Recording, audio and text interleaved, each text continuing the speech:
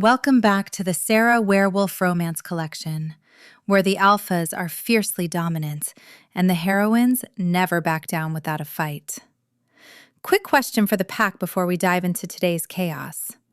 What time is it where you are listening from right now? Let me know in the comments, and drop a cat emoji if your pet is currently staring at you, judging your audiobook choices. Today we have a highly requested one. It's fast-paced, it's hilarious, and it involves an incredibly arrogant pack leader, a ruined diet, and a sassy baker wielding a heavy steel rolling pin. But before we start, if you want to support the channel and get early access to fierce stories just like this, hit that join button down below. It helps us keep the lights on and the romance flowing. Now, grab your favorite snack and settle in. The oven is hot, and this alpha is about to meet his match. Let's read. Chapter 1. Smoke plumed from the hood of the mint green delivery van, twisting into the crisp morning air. Joyce slammed her palms against the steering wheel. The engine choked, gave one final violent shudder, and died right in the middle of Elm Street. Early commuters honked, their tires hissing against the pavement as they swerved around her stalled vehicle. Joyce groaned. She pressed her forehead against the chilled plastic of the steering wheel, squeezing her eyes shut. She twisted the ignition key one more time. A weak click echoed from the dashboard. The starter was gone. A tow truck would carry a price tag that would bleed her account dry. She needed every spare dollar for the upcoming bakery lease. She grabbed her smartphone from the center cup holder and dialed a local garage. The dispatcher promised a truck in an hour. She agreed, tossing her spare van key under the driver's seat mat for the mechanic. She could not wait. The morning rush loomed, and the ovens needed preheating. Joyce shoved the heavy door open and stepped onto the cracked asphalt. She reached across the passenger seat and grabbed her favorite tool. The solid steel pastry rolling pin felt freezing against her skin. She brought it home the previous night to scrub away layers of stubborn fondant in her kitchen sink. Now it served as a makeshift walking stick for the 6-block trek to Cresthaven Valley's business district. She slammed the van doors shut. The metal clanged, ringing down the quiet street. She matched her brisk steps to the rhythm of her mounting frustration. The cold wind bit at her cheeks, but she ignored the sting. She needed this bakery expansion. She craved the security. I will build this business brick by brick so I never have to depend on another person for my own survival. She hoisted the solid steel cylinder onto her shoulder and marched down the sidewalk. Pedestrians stepped aside. A focused woman wielding a metal club commanded respect. Joyce reached the familiar glass storefront. The painted sign read Sweet Temptations. She dug her ring of keys from her denim apron pocket, shoved the brass key into the lock, and pushed the door open. The brass bell chimed a cheerful greeting. The interior was dark and quiet. A sharp, demanding meow echoed from the blue plastic carrier in Joyce's hand. She set it on the counter and unlatched the door. Spark leaped onto the espresso machine, his orange fur a blur in the dim light. The fluffy orange tabby cat glared down at her. He flicked his tail, voicing his displeasure at her delayed arrival. Sitting precariously close to the edge of the machine was a plastic water cup left over from yesterday's shift. "Do not even think about it," Joyce warned, pointing a finger at the feline. Spark maintained unbroken eye contact. He extended one white paw. He shoved the cup. It plummeted, hitting the checkered tile floor with a loud crack. Water splattered across the baseboards. Joyce sighed. The puddle remained on the floor. She lacked the time to fetch a mop. She walked behind the front display case and placed the dense metal dough roller on the bottom shelf, right beneath the cash register. It rested there, cold and hidden from sight. The kitchen demanded her blood and sweat. She marched into the back storage room. She grabbed the thick paper edges of a 50-pound flour sack. She hoisted it up, her athletic frame straining under the burden. She carried 3 separate sacks to the mixing station, dropping each one with a dull thud. Flour dust plumed into the air, coating her dark brown hair. She tied her messy bun tighter. She flicked the switches on the huge commercial ovens. The familiar hum of machinery filled the room. Hunger clawed at her stomach. She opened the staff mini-fridge and pulled out a small plastic container. Inside sat a handful of wilted lettuce, 3 pale cherry tomatoes, and 0 dressing. A strict business budget and an attempt at clean eating left her with this miserable meal. She carried the container to the small wooden table tucked in the back corner of the shop. She dropped into a rickety wooden chair. Her joints popped. She grabbed a plastic fork and stabbed a sad tomato. Stress chewed at her nerves. She needed energy, but all she had was leaves. She stared at the blank wall, chewing the dry vegetable, preparing for the chaos of the day. Chapter 2. The brass bell above the bakery door rang violently. Cade shoved the glass door shut and flattened his broad back against the nearest wall. He peered through the front window, watching the sidewalk outside. A moment later, Noah jogged past the shop. The beta held a thick metal clipboard, scanning the street with sharp, calculating eyes. Noah hunted for him. Another territorial dispute required an alpha signature, and Cade craved 5 minutes of total silence.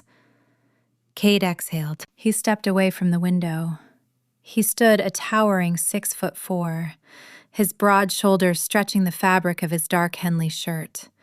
His amber eyes scanned the quiet bakery, noting the shattered plastic cup and the puddle of water near the espresso machine. He clutched his trademark stainless steel thermos in his left hand. The town of Cresthaven Valley answered to him, but right now, he just wanted a sanctuary.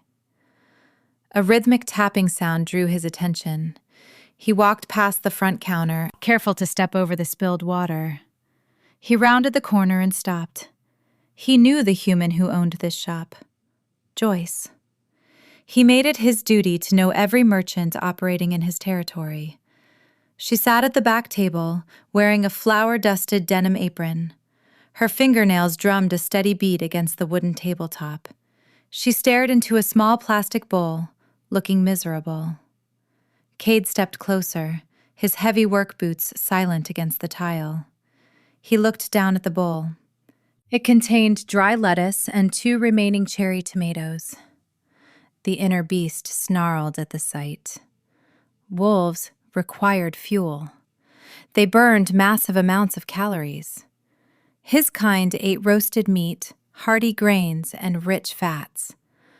Watching a curvy, vibrant woman starve herself on rabbit food offended his primal instincts.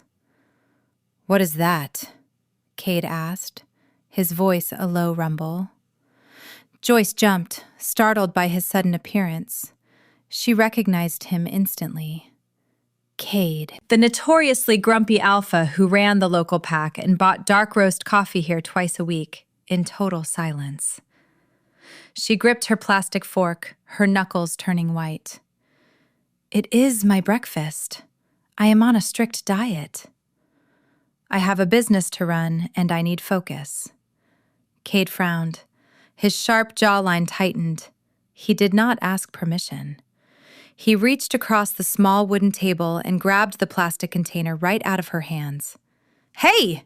Joyce shouted, shoving her chair back. It scraped loud against the floor. Cade turned around.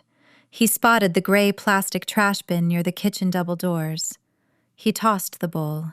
It landed inside the garbage bag with a hollow thump. The lettuce spilled over the old coffee grounds.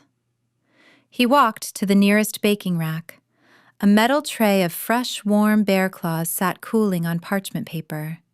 He grabbed the largest pastry, turned back to the table, and dropped it onto a clean paper napkin right in front of her. The sweet glaze glistened under the fluorescent kitchen lights. Steam curled from the center. "Eat," Cade ordered. Joyce stood up. She crossed her arms over her chest. She did not look at the pastry. She stared a hole straight through his skull. "You just threw my food in the garbage." "I threw away a pile of weeds," Cade corrected, crossing his own arms. "I need you thick." Silence stretched between them. He explained his reasoning, his voice steady. He told her wolves preferred their women strong, healthy, and capable of enduring the harsh realities of life. A working woman needed substance to survive. She needed sugar and bread, not water and leaves. Joyce did not melt under his gaze. She did not swoon or look away. She narrowed her dark eyes, her posture rigid. She pointed a flour-dusted finger directly at his chest, stepping into his personal space. "You owe me $4 for the salad and another $5 for the pastry you just stole from my rack. Plus tax," she demanded. Cade blinked. The sheer audacity of her demand hit him like a falling brick. Lower-ranking wolves dropped their gaze when he entered a room. This human woman demanded pocket change and glared at him with pure fury. He shifted his weight from one foot to the other. He reached up and rubbed the back of his neck, the skin burning hot. "Why does my throat go dry when she glares at me? I am a pack leader who fights rogues with my bare hands, not some flustered rookie on a first date." He broke eye contact first, staring at the glazed pastry on the table. The silence felt suffocating. He was an alpha, yet this baker made him feel like a chastised schoolboy. He reached into his back pocket for his wallet. Chapter 3.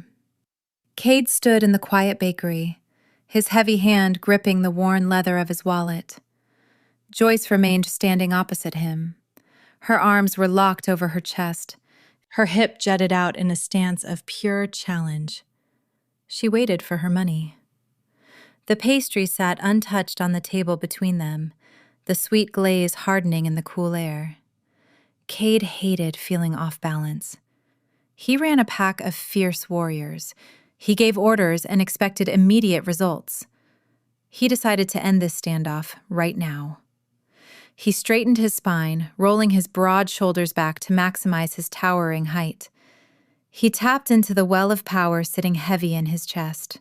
The Alpha Command. It was a visceral push of authority designed to force obedience. It made knees buckle and heads bow.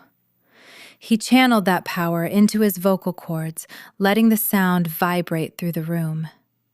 "Sit down and eat the pastry, Joyce," he rumbled. The command pulsed through the air, rattling the metal baking trays on the racks. It was a suffocating wave of dominance built to crush resistance. Joyce blinked.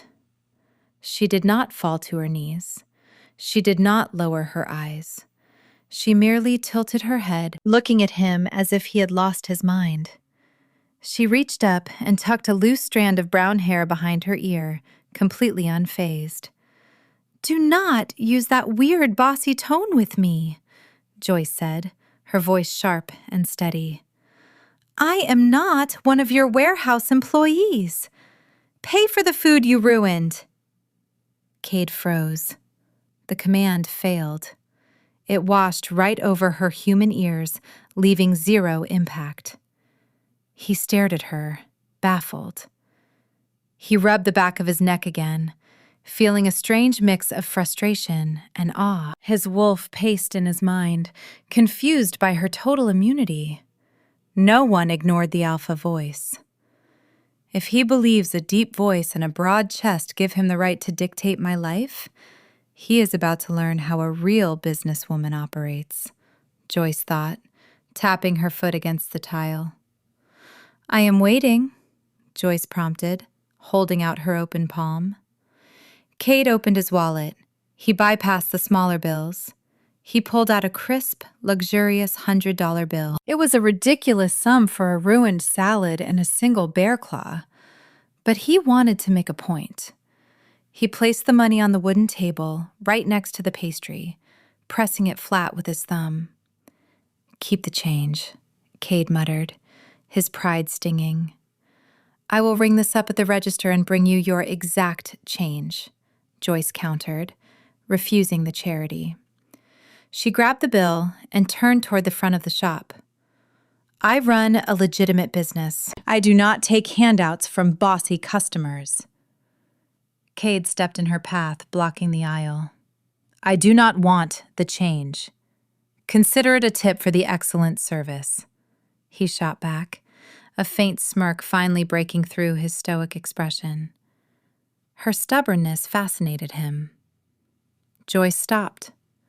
She looked at the massive wall of muscle blocking her path, then down at the $100 bill in her hand. "Fine. But next time you throw away my food, I am charging you double." "Deal," Cade agreed. He turned around, his heavy boots thudding against the floor. He walked back toward the front of the shop. Spark hissed from the top of the espresso machine as Cade passed, the cat's fur standing on end. Cade ignored the hostile feline. He stepped carefully around the puddle of water still resting on the floor. He gripped his stainless steel thermos, pushed the glass door open, and stepped out into the morning sunlight. He needed to find Noah. He needed to run off this excess energy before he did something stupid, like turn right back around and kiss her. Chapter 4. 24 hours passed since the salad incident. The morning rush at Sweet Temptations ended, leaving a trail of empty pastry racks and a sink full of dirty metal mixing bowls. Joyce wiped down the front display case with a damp cloth, scrubbing away a stubborn smudge of chocolate icing. The bell above the door chimed. Cade walked inside. He wore a fitted gray t-shirt and dark jeans. In his left hand, he carried his ubiquitous stainless steel thermos. In his right hand, he held a small, folded brown paper deli bag. He walked with purpose, his amber eyes locking onto Joyce behind the counter. He bypassed the small tables near the window and marched straight toward the register. Before Cade could reach the counter, a streak of orange fur dropped from the ceiling rafters. Spark landed squarely in the middle of the glass display case. The fluffy tabby cat arched his back. His fur stood on end, making him look twice his normal size. Spark let out a low, menacing hiss, barring Cade's path to Joyce. Cade stopped dead in his tracks. He looked down at the cat.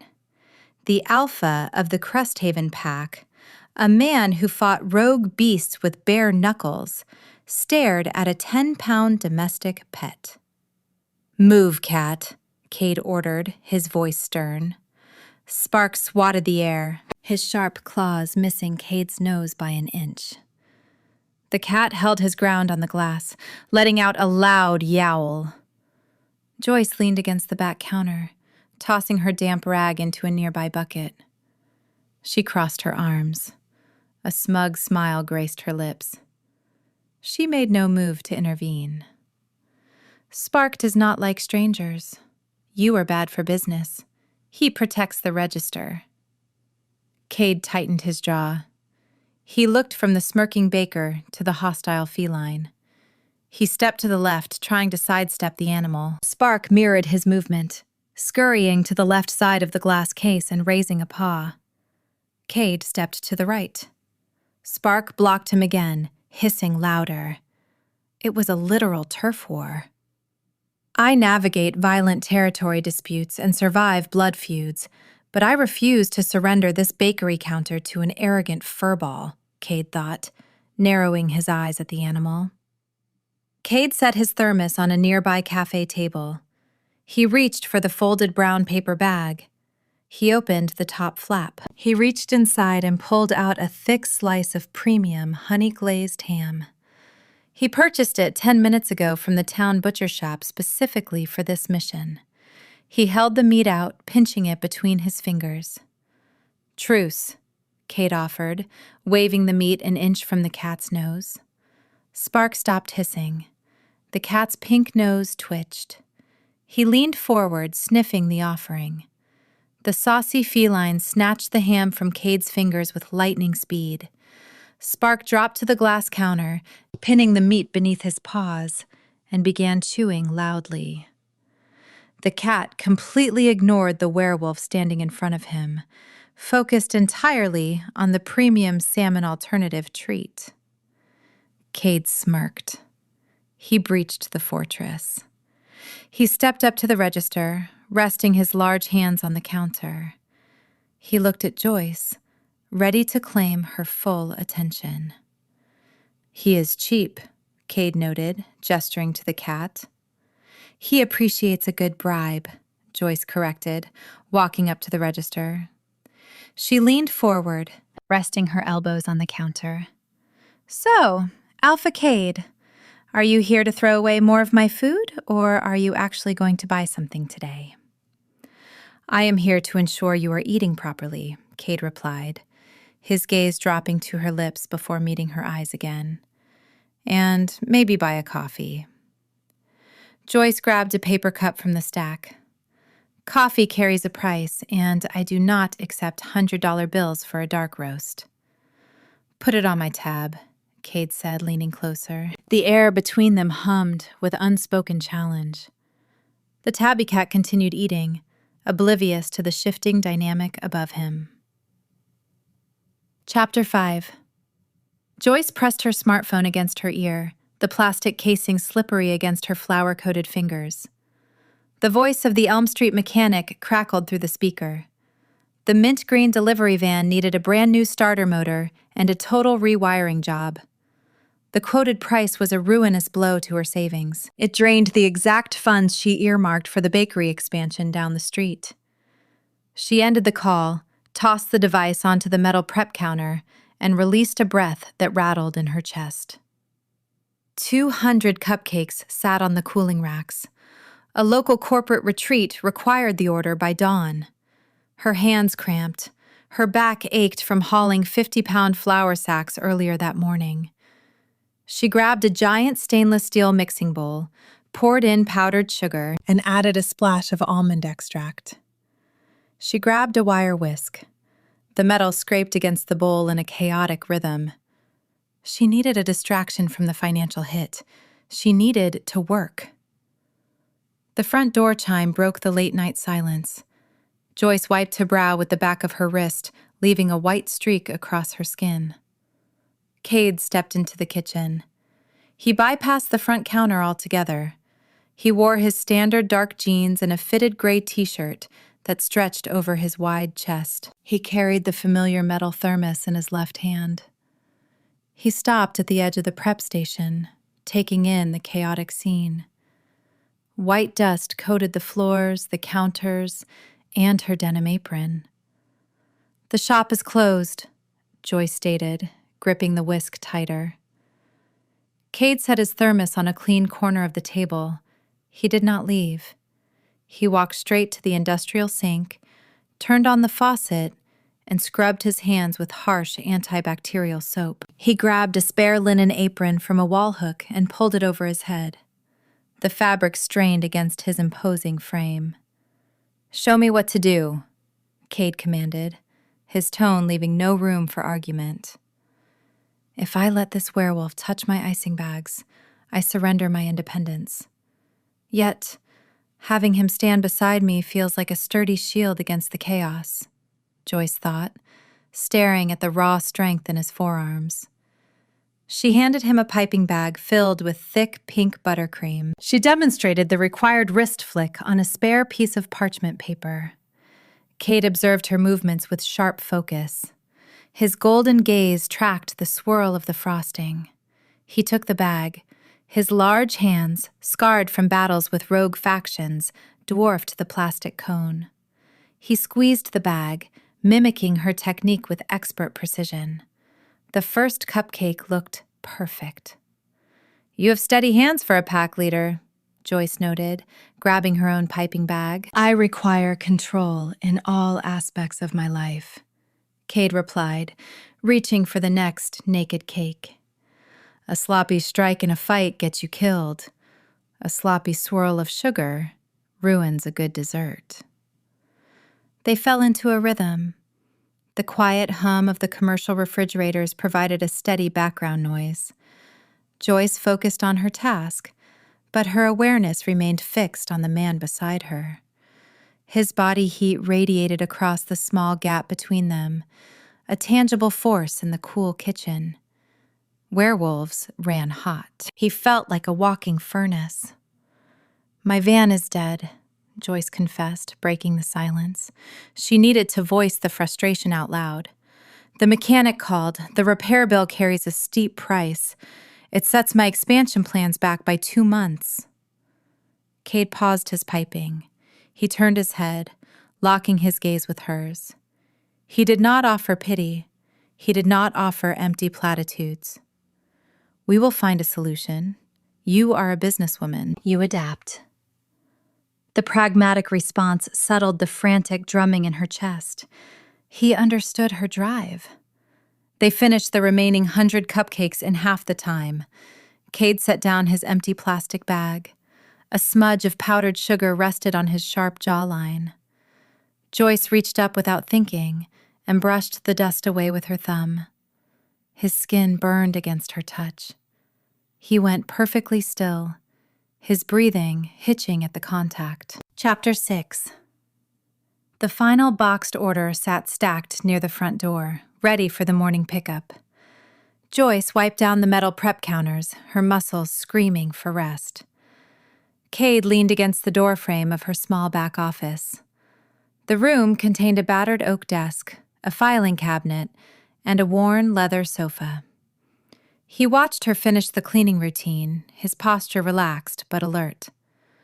Take a break, Cade suggested, nodding toward the office.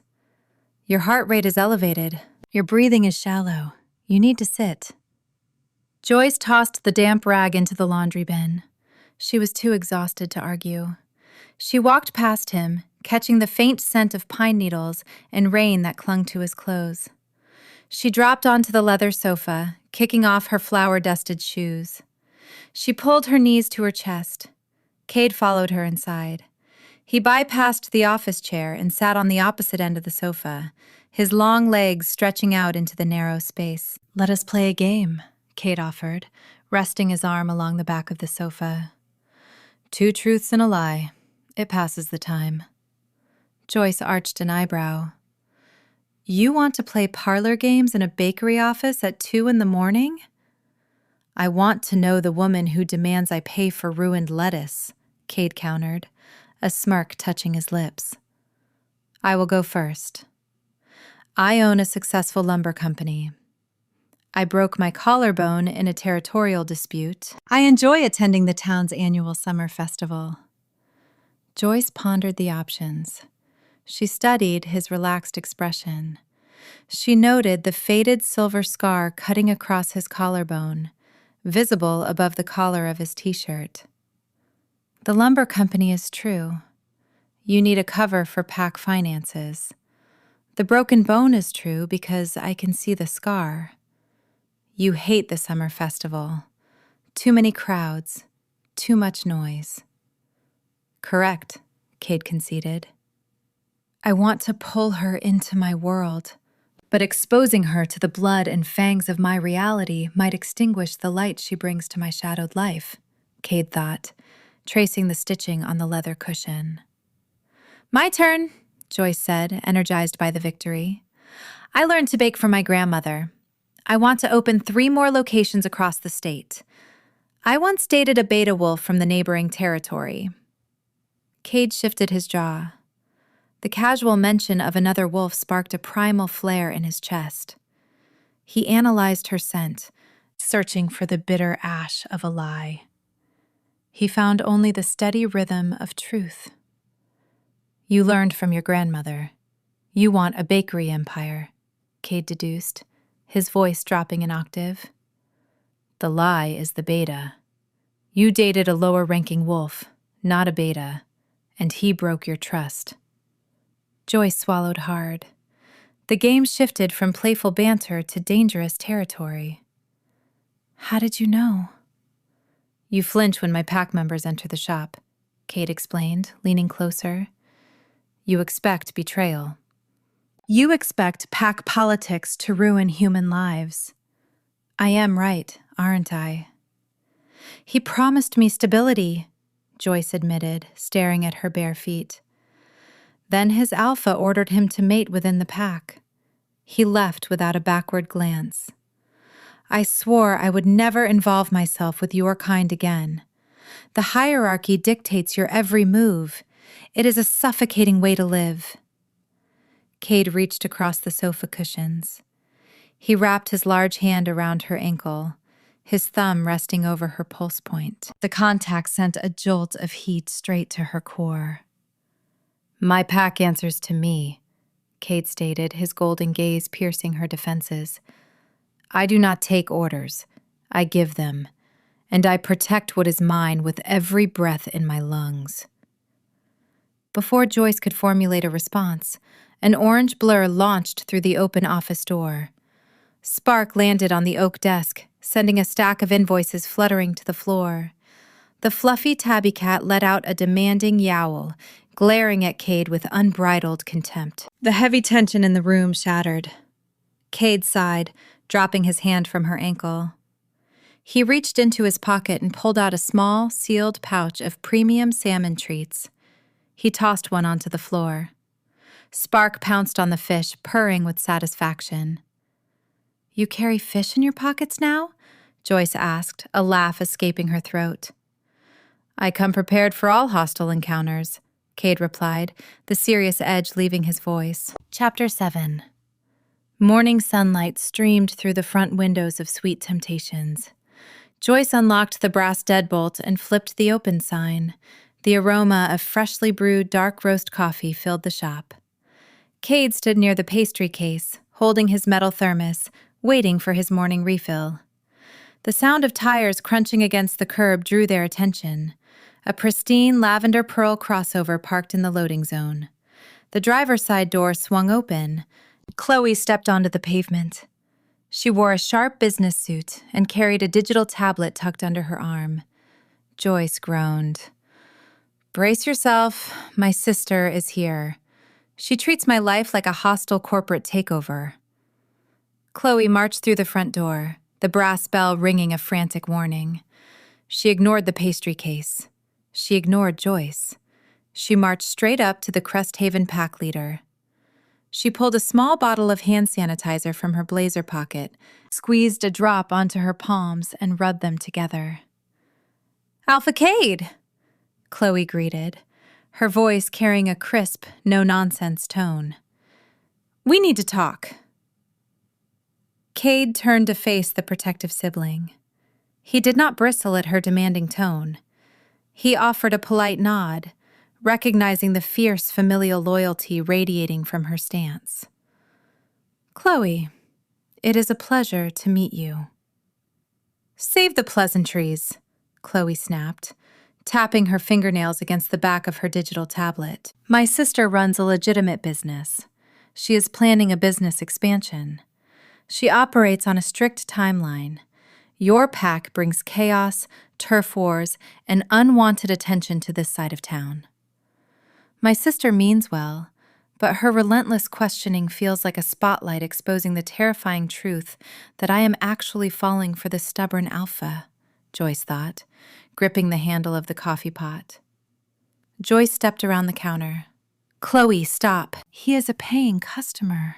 He is a lycanthrope warlord who spent the night in your kitchen, Chloe corrected, her eyes darting between the two of them. She looked back at Cade. I know about the ruined van. I know about the steep repair bill. Joyce cannot afford distractions right now. What exactly are your intentions toward my sister? Cade stood his ground. He did not tap into his commanding aura. He spoke as a man, not a beast. My intentions are to ensure she succeeds. I respect her drive. I value her independence. I am not here to hinder her business. Chloe narrowed her eyes. She pulled up a spreadsheet on her tablet. Your pack territory borders the old textile mill, the same mill Joyce just leased for her second location. I hear Alpha Kelvin is pushing into that sector.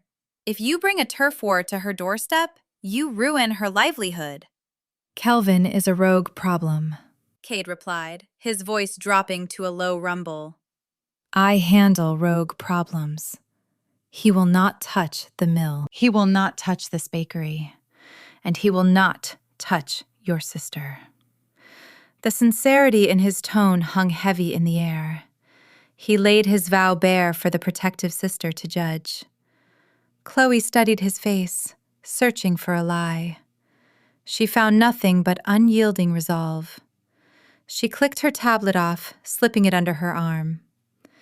You talk a good game, Alpha, Chloe finally conceded, her rigid posture softening just a fraction. But words are cheap. If she loses that lease because of your pack politics, I will handle you myself.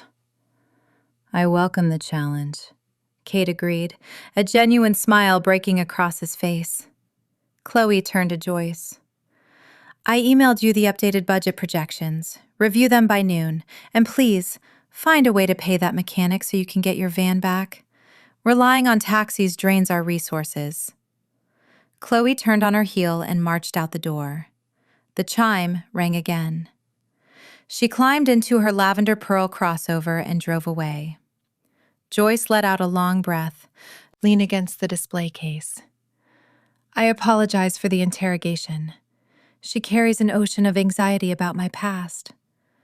She protects her pack, Cade said, holding out his thermos for the coffee. I respect that more than you know. She is a good sister. Chapter 8. The morning rush hit the bakery with full force. Customers formed a line stretching out the door.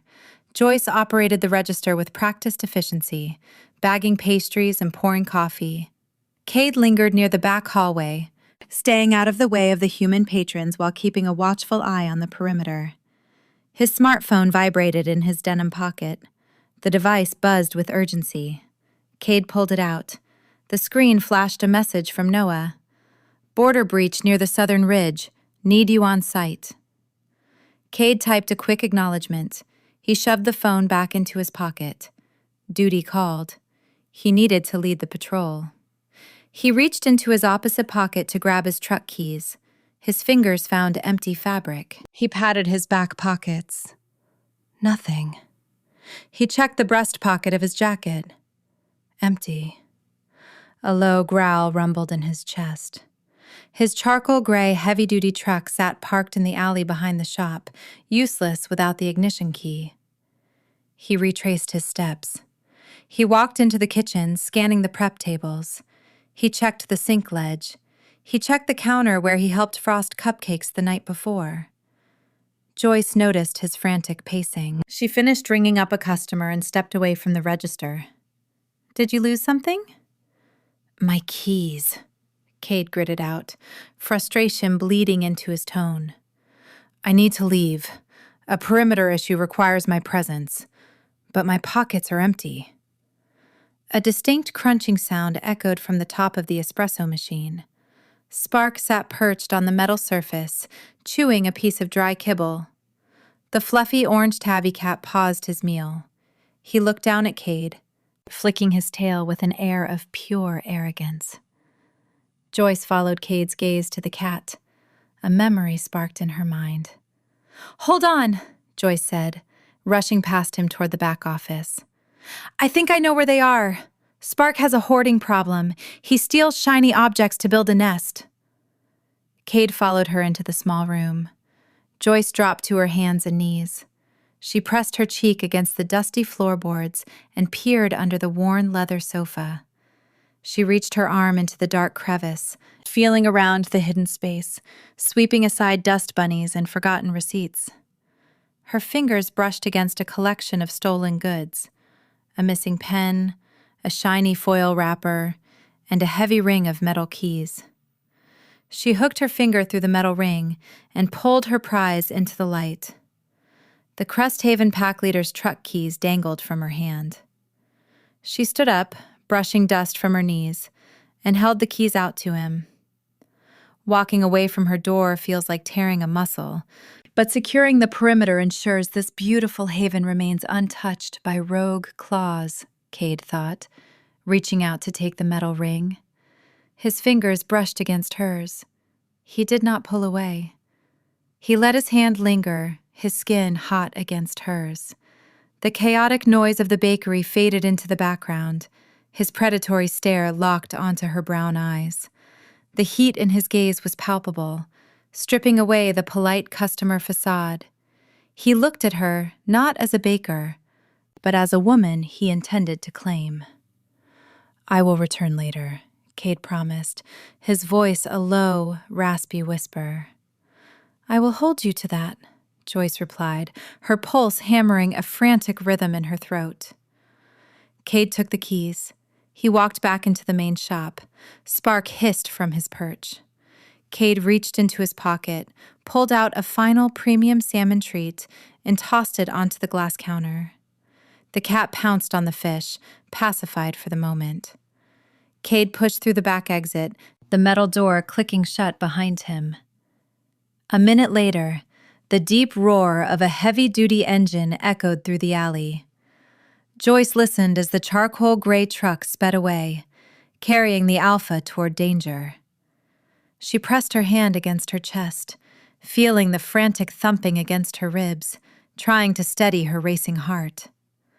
The chaotic morning rush demanded her attention, but her thoughts were already anchored to his return. Chapter 9. The charcoal gray truck tore down the winding dirt road leading toward the southern ridge. Tires spit gravel and dust into the air. Cade gripped the leather steering wheel, his knuckles turning white under the strain. The engine roared, a deep mechanical growl that vibrated through his boots.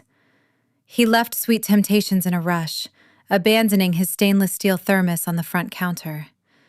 The discarded cup bothered his need for order, but border breaches demanded immediate blood and sweat. He navigated a sharp curve, the heavy vehicle sliding before the tires found traction.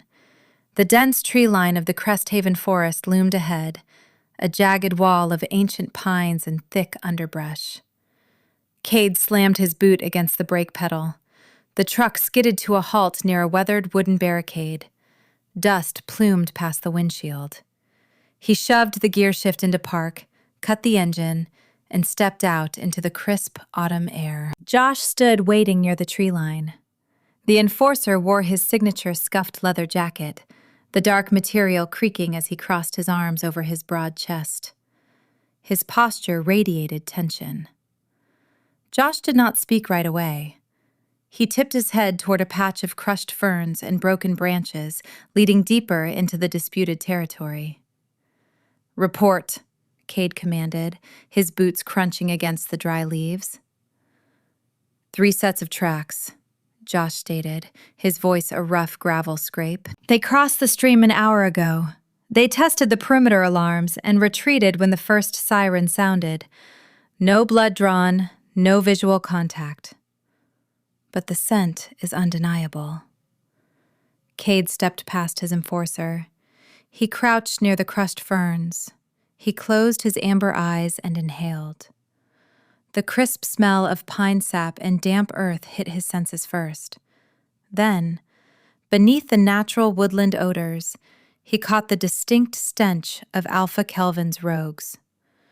It smelled like sour sweat and bitter, old grease. A low snarl vibrated in Cade's chest. Kelvin pushed his boundaries, probing Cresthaven Valley for weaknesses. If Kelvin brings his street war into the human sector, the crossfire will shatter the safe haven Joyce built. And I refuse to let her bleed for my crown, Cade thought, his jaw clenching with brutal force. He stood up, brushing dirt from his denim jeans. A cold wind swept down the ridge, rustling the upper canopy. For the first time in his life, Cade felt a knot of true dread form in his stomach. The air left his lungs as if he had been struck. Before Joyce, a border skirmish meant broken bones and a few sleepless nights. Now, the stakes carried a paralyzing risk.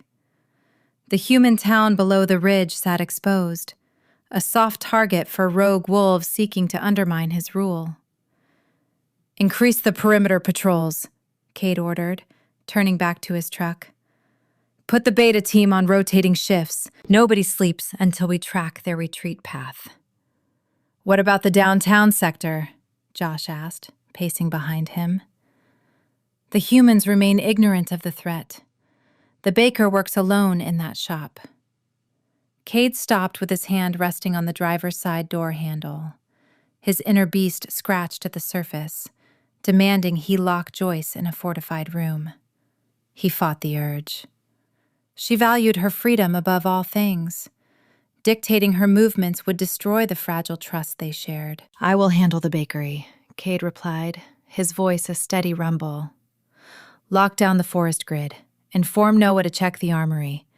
We prepare for an offensive strike if Kelvin steps 1 inch over the line again." Josh offered a curt nod, the leather of his jacket creaking again as he turned back toward the woods. The enforcer vanished into the shadows, a silent predator hunting his prey. Cade pulled the truck door open and climbed inside.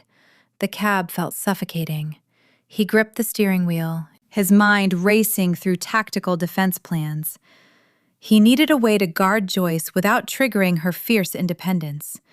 She demanded a partner, not a warden. He reached into his pocket, his fingers brushing against the metal keys the tabby cat stole earlier that morning. He shoved the key into the ignition.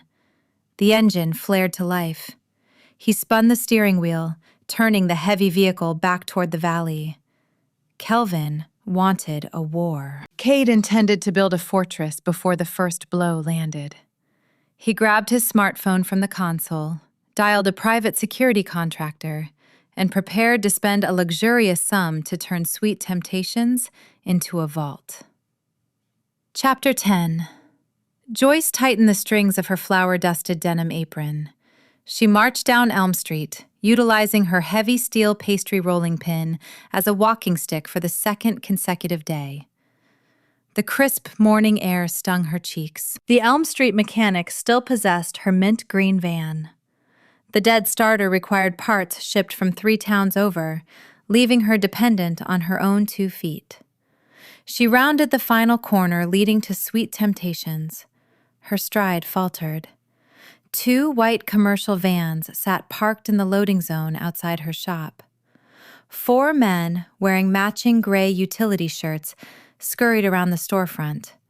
One technician stood on a tall aluminum ladder, drilling a black domed camera into the brick facade right above her awning. Another man ran thick black cables along the doorframe. Joyce stopped dead in her tracks. Confusion washed over her, followed by a surge of pure, unadulterated anger. She did not authorize any construction. She gripped her rolling pin tighter, marching straight toward the man on the ladder. "Excuse me," Joyce demanded, her voice cutting through the whine of the power drill. "Who authorized you to drill holes into my building?" The technician stopped drilling. He lowered his safety glasses, looking down at her. "Work order came through an hour ago, ma'am. Paid in full by a Mr. Cade. Top-tier surveillance package. We have teams installing the interior motion sensors right now." Joyce pushed past the ladder, ignoring the technician's warning to watch her step. She shoved the brass-handled door open. The bell chimed a chaotic tune. 2 more workers stood inside, mounting a heavy black keypad near the register. Spark sat on top of the espresso machine, hissing at the intruders. A metal thermos sat abandoned on the counter near the cat, left behind from yesterday's chaotic exit. Her smartphone buzzed in her pocket. She yanked it out and swiped the screen. Chloe's name flashed on the caller ID. Joyce pressed the phone to her ear. "There is a literal SWAT team bolting steel-reinforced strike plates to my front door," Chloe shouted through the speaker. The foreman handed me a clipboard and said Alpha Cade covered the invoice. He turned my house into a bunker. This arrogant, overbearing wolf thinks his bank account buys him the right to bulldoze our lives, and I will show him what happens when you corner a baker.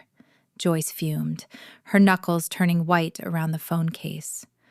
Do not sign anything, Joyce told her sister. I am handling him right now. She ended the call. She dropped her rolling pin onto the bottom shelf of the register counter with a loud clang. The front door opened again. Cade stepped inside. He wore a dark Henley shirt, his broad frame blocking the morning sunlight. He took one look at her blazing brown eyes and stopped. He recognized the fury radiating from her posture. Good morning, Cade started, offering a cautious tone. You drilled holes into my brickwork, Joyce fired back, storming around the counter. She poked a finger hard into the center of his chest. You sent men to my sister's house. You bypassed my consent. You ignored my authority as a business owner, and you hijacked my life. Cade stood his ground. He did not flinch from the physical jab. He looked down at her, his jaw set in a stubborn line. The southern ridge is compromised. Rogues crossed the boundary. Your safety takes priority over your pride. The installation stays. Joyce let out a sharp, bitter laugh. This is not about pride. This is about boundaries. I run this bakery. Chloe owns her home.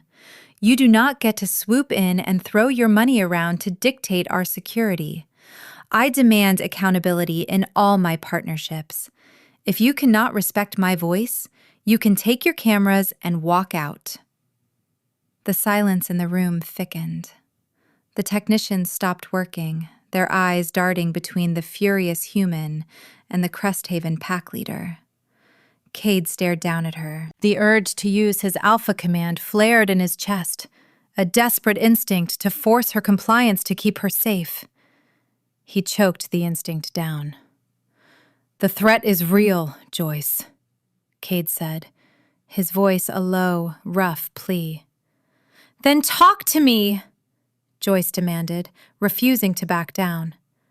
Do not treat me like a piece of property you need to lock in a safe.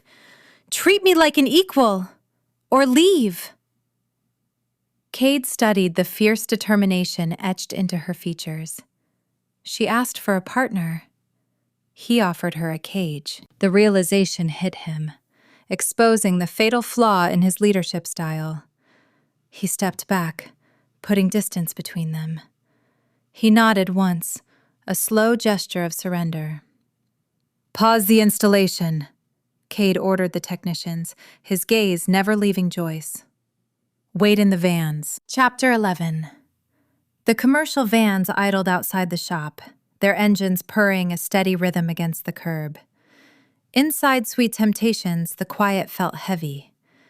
Joyce stood behind the glass display case, organizing a row of fresh blueberry scones with sharp, mechanical movements.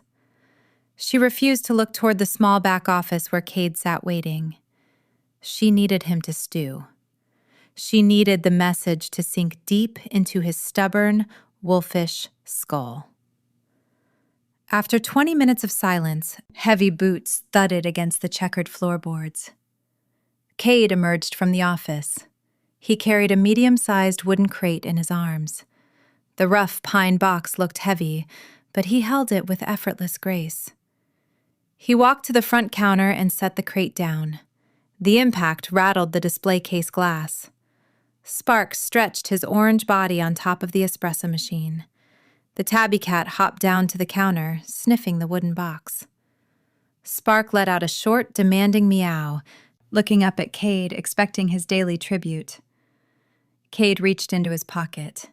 He pulled out a sealed foil packet, extracted a piece of premium salmon jerky, and placed it on a clean napkin.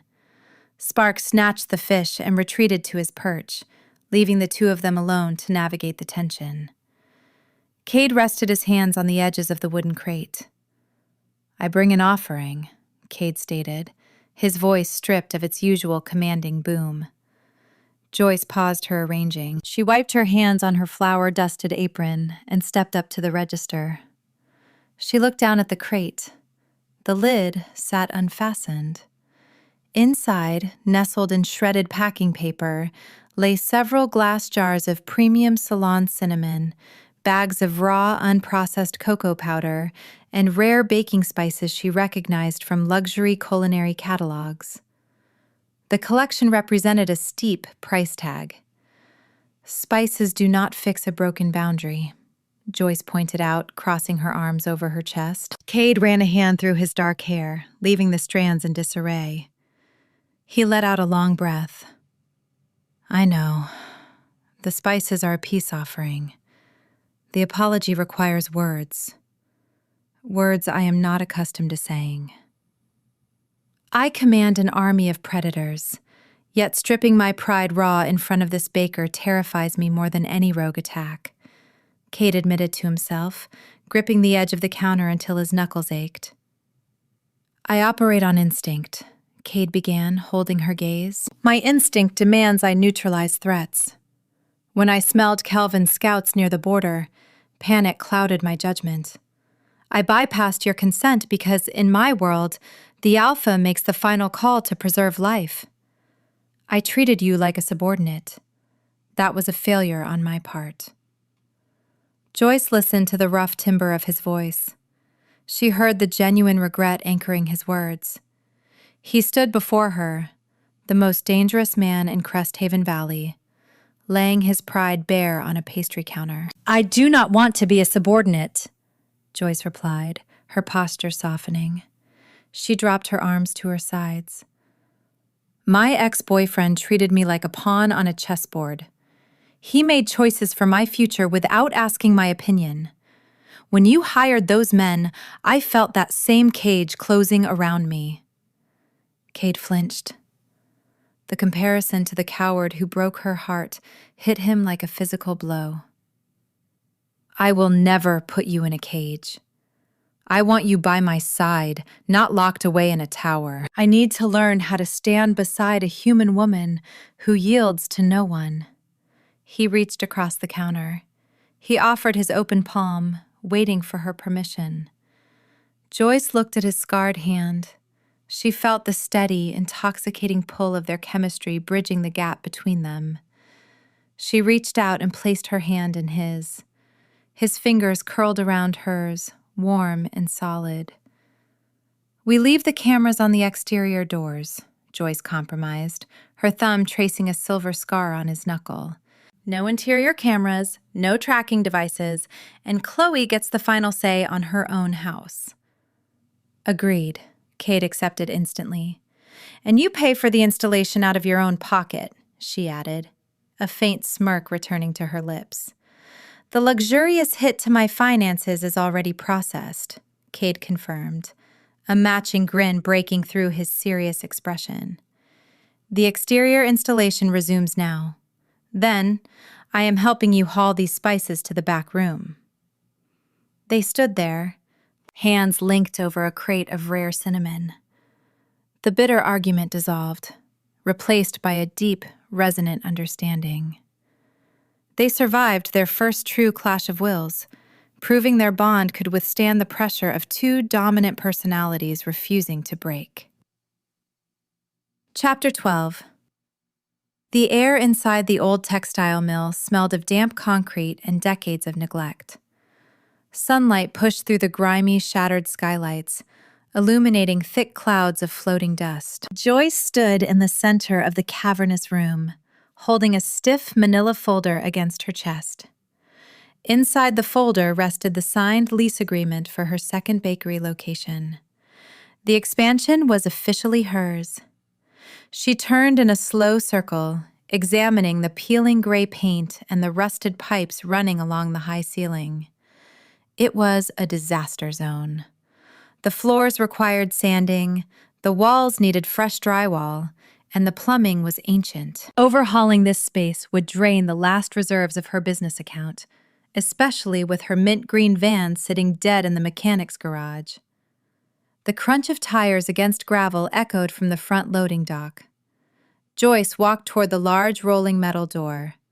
A charcoal gray truck parked right near the entrance. A second vehicle, a dark four-door sedan, pulled up behind it. Cade stepped out of the truck. He wore worn work boots, faded jeans, and a plain white t-shirt. Behind him, 3 men emerged from the sedan. Joyce recognized them from their frequent visits to her shop. Noah stepped forward, holding his ever-present metal clipboard. Josh followed, his leather jacket swapped out for a rugged canvas work coat. Andrew brought up the rear, chewing a piece of peppermint gum with slow, rhythmic pops. "What is all this?" Joyce asked, clutching her folder. "You mentioned a tight budget and a ruined van," Cade said, walking up the concrete ramp to join her. He carried a heavy red toolbox in one hand. "I brought free labor. Wolves possess endless stamina. We are your demolition and painting crew." A week ago, I fought tooth and nail for absolute solitude, and now I have a pack of supernatural warriors showing up to scrape paint off my walls, Joyce mused, a wide, genuine smile spreading across her face. Noah stepped onto the loading dock, clicking a pen against his clipboard. Alpha Cade outlined the objective. We have a 3-day timeline for the demolition phase. I calculated the load-bearing walls and mapped the plumbing layout. I require your signature on the liability waiver before Enforcer Josh begins swinging the sledgehammer. Joyce laughed, the sound bouncing off the high ceilings. She grabbed the pen and signed the offered paper. "You brought a liability waiver to a free labor gig?" "Noah thrives on documentation," Cade explained, shaking his head. "Just point us toward the first problem area." "The back partition wall needs to come down," Joyce instructed, gesturing toward a rotting wooden structure separating the main floor from the old office. "I need an open-concept kitchen space to fit the industrial ovens." Josh walked straight to the partition.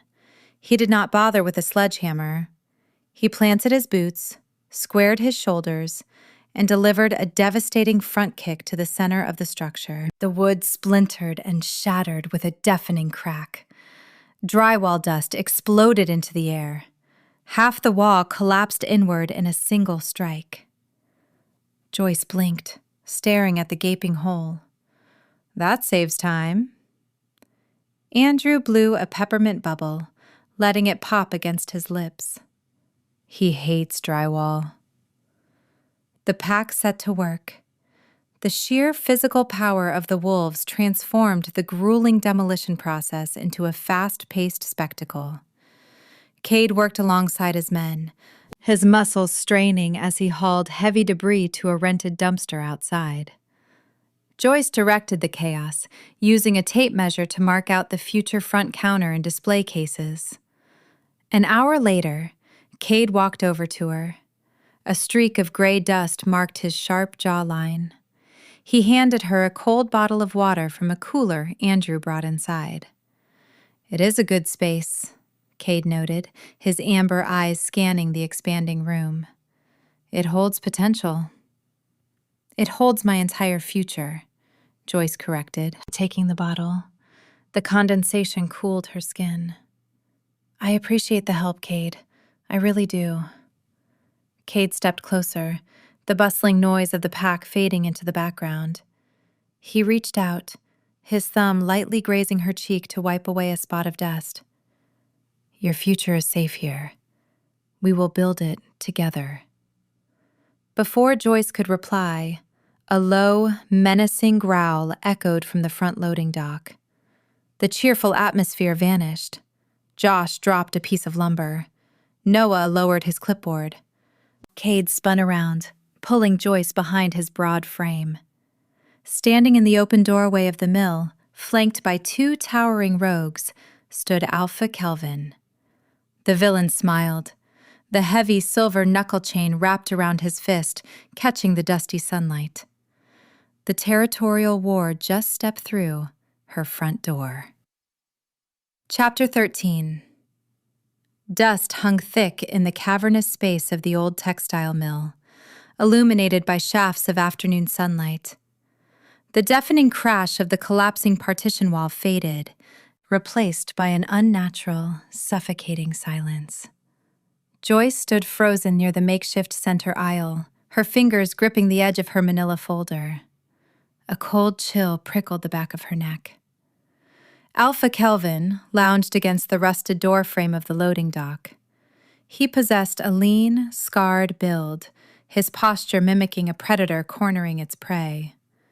A heavy silver chain wrapped around his right fist, the metal catching the light with dull flashes. 2 hulking rogues flanked him. They wore torn denim and combat boots, their faces twisted into sneers. Cade dropped his red toolbox onto the concrete floor. The impact echoed like a gunshot. He stepped in front of Joyce, a towering shield of muscle and raw power. He wore his faded jeans and a plain white t-shirt, yet he radiated the absolute authority of a king defending his throne. Noah clicked his pen shut and tucked his metal clipboard under his arm.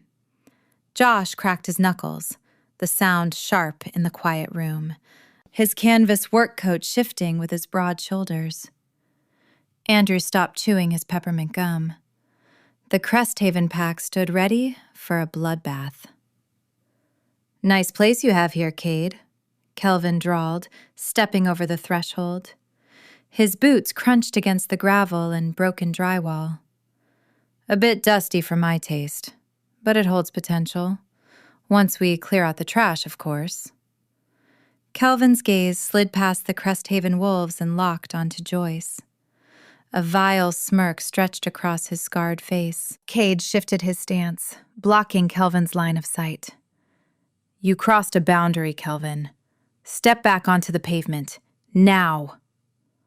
"Or what?" Kelvin taunted, spinning the silver chain around his knuckles. The metal clinked a rhythmic, grating tune. "You unleash your guard dogs? You declare war over a human bakery? The council frowns upon leaders who risk wolf blood for mortal playthings. If I let my beast tear his throat out right now, I validate every fear she harbors about my violent nature," Cade realized, fighting the primal urge to shift and rip the rogue apart. Cade kept his hands open, demonstrating restraint, but his voice dropped into a lethal, guttural rumble. "She is not a plaything. She operates under the protection of the Cresthaven pack. This building sits on my territory. You have 10 seconds to return to the shadows before I let Enforcer Josh break your jaw." Josh took a deliberate step forward, a predatory grin forming on his lips. The 2 rogues behind Kelvin tensed, baring their teeth. The air in the room felt thick, vibrating with the unspoken promise of violence. Joyce refused to cower. She stepped out from behind Cade's broad frame. She kept her chin high, her brown eyes blazing with defiance. "This property belongs to Sweet Temptations. I hold the lease. I demand you leave my premises before I call the local authorities." Kelvin let out a sharp, barking laugh. He looked at Cade, shaking his head in mock pity. "You let the mortal bark orders? Your pack grows soft. I claim the southern ridge by the next full moon. And I think I will claim this little shop, too. It makes a fine outpost." Kelvin did not wait for a response. He turned on his heel and walked back out onto the loading dock, his 2 thugs trailing behind him like obedient shadows. They climbed into a matte black SUV parked near the edge of the lot. The engine roared to life, and the vehicle sped away, tires spitting gravel in its wake. The suffocating tension broke. Joyce let out a breath she did not realize she held. Her knees felt weak, the adrenaline crashing through her system. He probes our defenses, Noah stated, pulling his clipboard back out to record the encounter. Cade turned to Joyce. The unyielding warlord vanished, replaced by a man desperate to ensure her safety. He reached out, resting his warm hands on her shoulders to steady her. "I am fine," Joyce insisted, though her voice shook. "He wants to intimidate us. He wants to disrupt the renovations." "He wants a war," Cade corrected, his piercing stare scanning the empty loading dock. "And he just brought the front line to your doorstep." Chapter 14. 2 days passed since Kelvin invaded the textile mill. The renovations pushed forward at a grueling pace. Joyce established a routine to manage the chaos. Before leaving her apartment this morning, she fed Spark a generous bowl of premium salmon flakes, ensuring the arrogant tabby cat remained satisfied. She then coaxed him into a blue plastic pet carrier and drove a borrowed sedan to the new location. Her mint green van remained trapped at the Elm Street mechanic, a constant drain on her patience. The interior of the mill looked transformed. Fresh white paint covered the peeling walls. The shattered back partition sat in the rented dumpster outside, leaving a wide, open-concept space for the new kitchen. The scent of fresh lumber and drying primer masked the old, damp concrete smell. Joyce set the blue carrier down on the makeshift front counter. She unlatched the plastic door. Spark stepped out, shaking his orange fur. He hopped onto the counter, surveying the new territory with narrowed eyes. Josh stood near the back corner of the room. The enforcer wore his rugged canvas work coat, measuring a section of copper piping for the industrial sinks. He offered a gruff nod to Joyce before turning back to his task. "Keep an eye on the fur ball," Joyce called out to Josh. "He likes to hoard shiny things. Your measuring tape is a prime target." Josh grunted in acknowledgement. Spark hopped down from the counter. The cat strutted past the construction debris, his tail held high.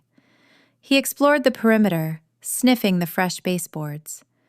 He reached the heavy metal door leading to the back alley. The tabby cat stopped dead. His fur stood on end, puffing his body up to twice its normal size.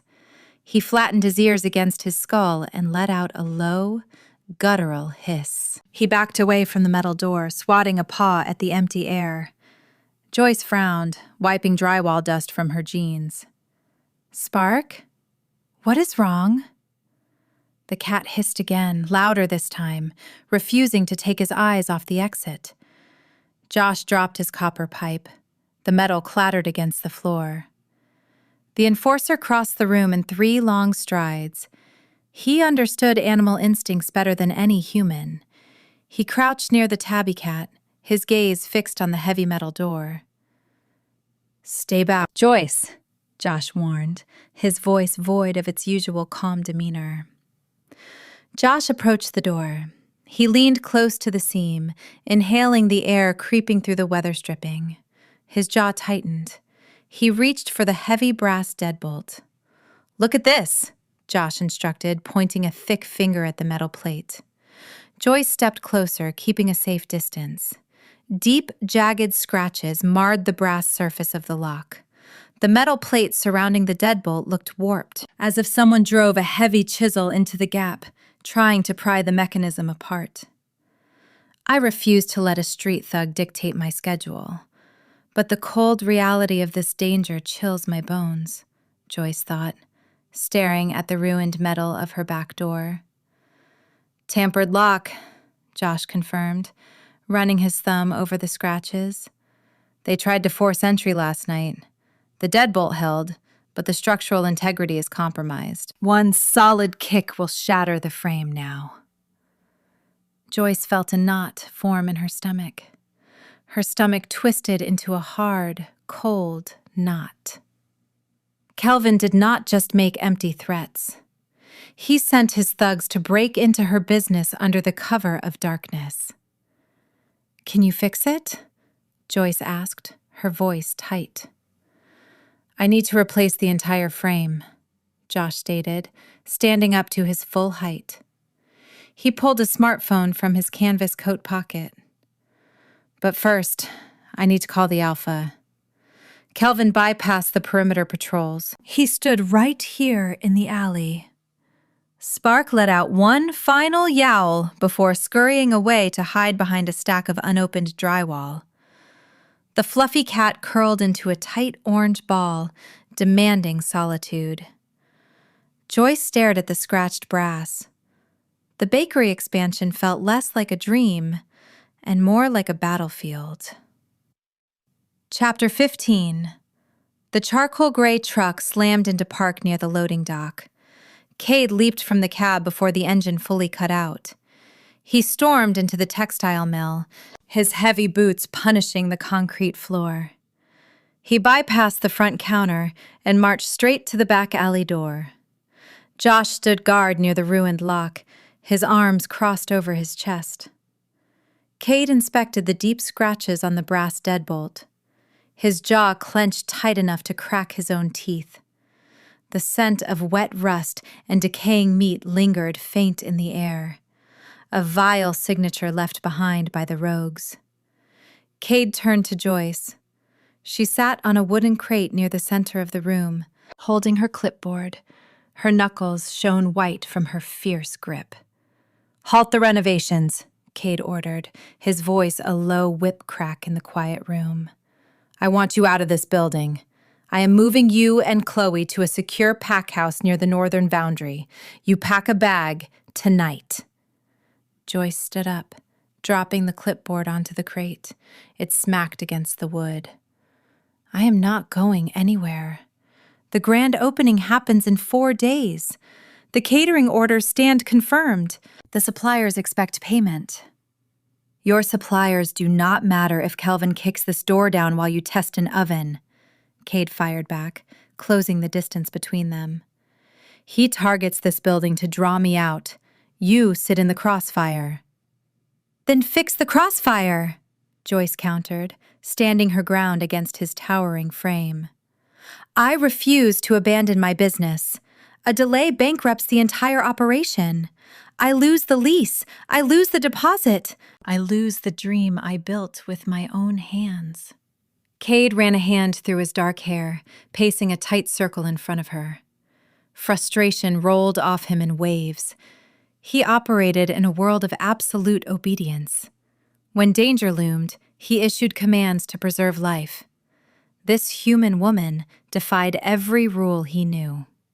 "I hold enough funds to cover your financial losses," Cade offered, stopping his pacing to meet her gaze.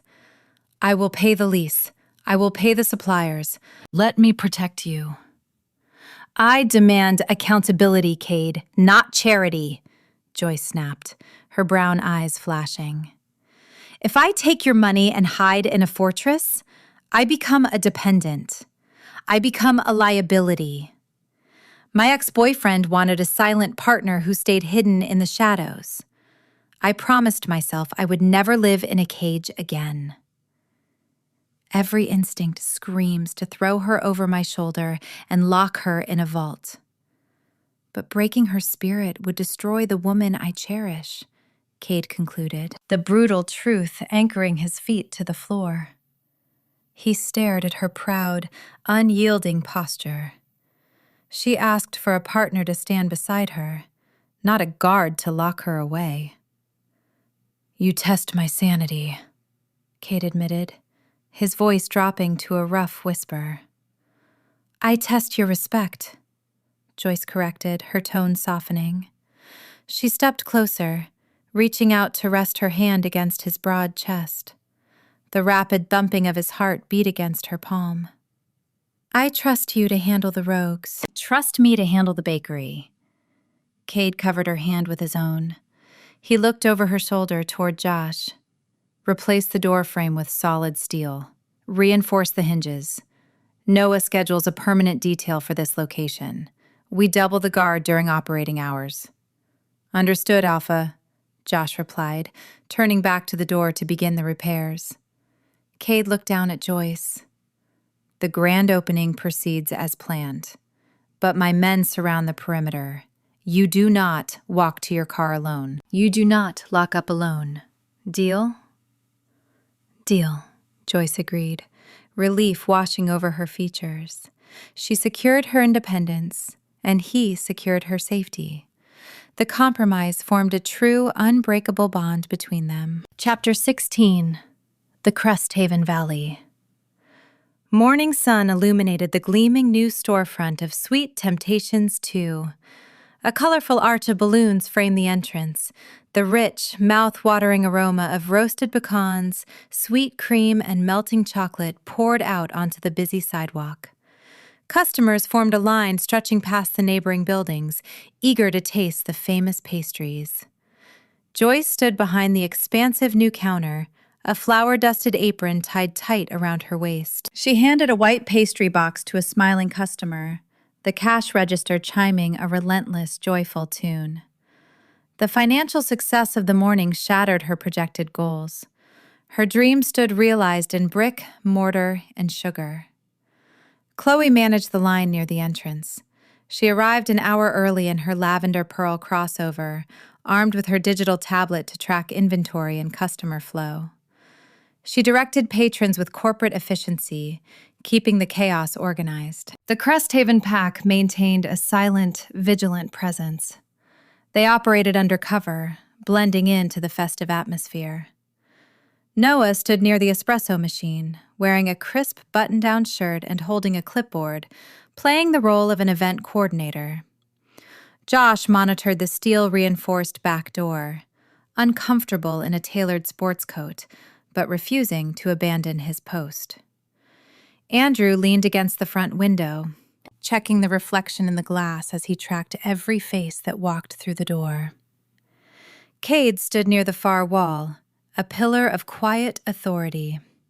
He wore a dark charcoal suit that accentuated his broad shoulders and commanding height. He held a small paper cup of dark roast coffee, his piercing stare scanning the crowd. He did not interfere with the business operations. He simply watched over his mate. This packed room proves my grit. But his presence in the corner anchors my racing heart, Joyce noted, stealing a glance at the pack leader while waiting for a credit card to process. Cade caught her gaze. A slow, genuine smile broke across his face. He raised his coffee cup in a silent toast to her success.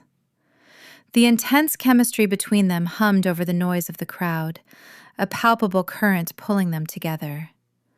The afternoon rush finally faded. The sun dipped lower in the sky, casting long shadows across the checkered floor.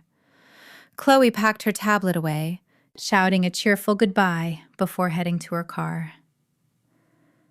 Joyce wiped down the glass display case, exhaustion settling into her bones, but her spirit soared. Cade walked over to the counter. He set his empty cup near the register. You conquered the town. The inventory sits depleted. A massive victory. A team effort, Joyce corrected, gesturing to Noah and Andrew cleaning the tables nearby. I owe your men a lifetime supply of bear claws. Before Cade could respond, his posture went rigid. The relaxed, celebratory atmosphere shattered in an instant. His smile vanished. He turned his head toward the front door, his nostrils flaring as he pulled in a deep breath. Noah dropped a cleaning rag. Andrew stopped chewing his gum. Josh stepped out from the back hallway, his hand reaching inside his sports coat. Joyce recognized the shift. The wolves abandoned their human disguises, their primal instincts taking over. Cade? What is it? Get behind the counter, Cade ordered, his voice dropping into the lethal alpha rumble. The wind shifted outside, blowing a foul breeze through the cracked front door. Beneath the scent of baked goods, Joyce caught a faint, sickening odor. It smelled like wet rust and decaying meat. Kelvin stood somewhere nearby, watching the celebration end. The true attack loomed in the shadows. Chapter 17. The final customer stepped onto the twilight pavement. Joyce engaged the brass deadbolt on the front door, the locking mechanism snapping into place with a definitive click. The grand opening of Sweet Temptations 2 proved a lucrative triumph. The pastry cases sat bare, wiped clean of crumbs and frosting smudges. The cash register drawer held a thick stack of paper bills, securing a solid financial foundation for her expansion. She exhaled a long breath, letting the day's tension drain from her tired muscles. She surveyed the new dining area. 10 circular tables sat spaced evenly across the floor, flanked by sturdy oak chairs. The fresh coat of white paint on the walls gave the old textile mill a vibrant, modern feel. The transformation cost every penny she saved, but standing in the quiet aftermath of a sold-out opening day erased the sting of the empty bank account. She built this haven with grit and flour. She walked behind the sprawling front counter. She reached into her canvas tote bag, her fingers brushing against cold metal. She extracted the heavy steel pastry rolling pin she brought over from the Elm Street location that morning. The tool offered a strange sense of comfort, a familiar anchor in the unfamiliar building. She placed the cylinder on the bottom storage shelf beneath the register, concealing it from public view. In the open concept kitchen, the industrial electric stove hummed to life. Joyce needed a head start on tomorrow's inventory. She hoisted a wide stainless steel pot onto the glowing red coil. She poured in generous mounds of white sugar, a dash of water, and a pinch of sea salt. The concoction required constant vigilance to achieve the perfect dark caramel.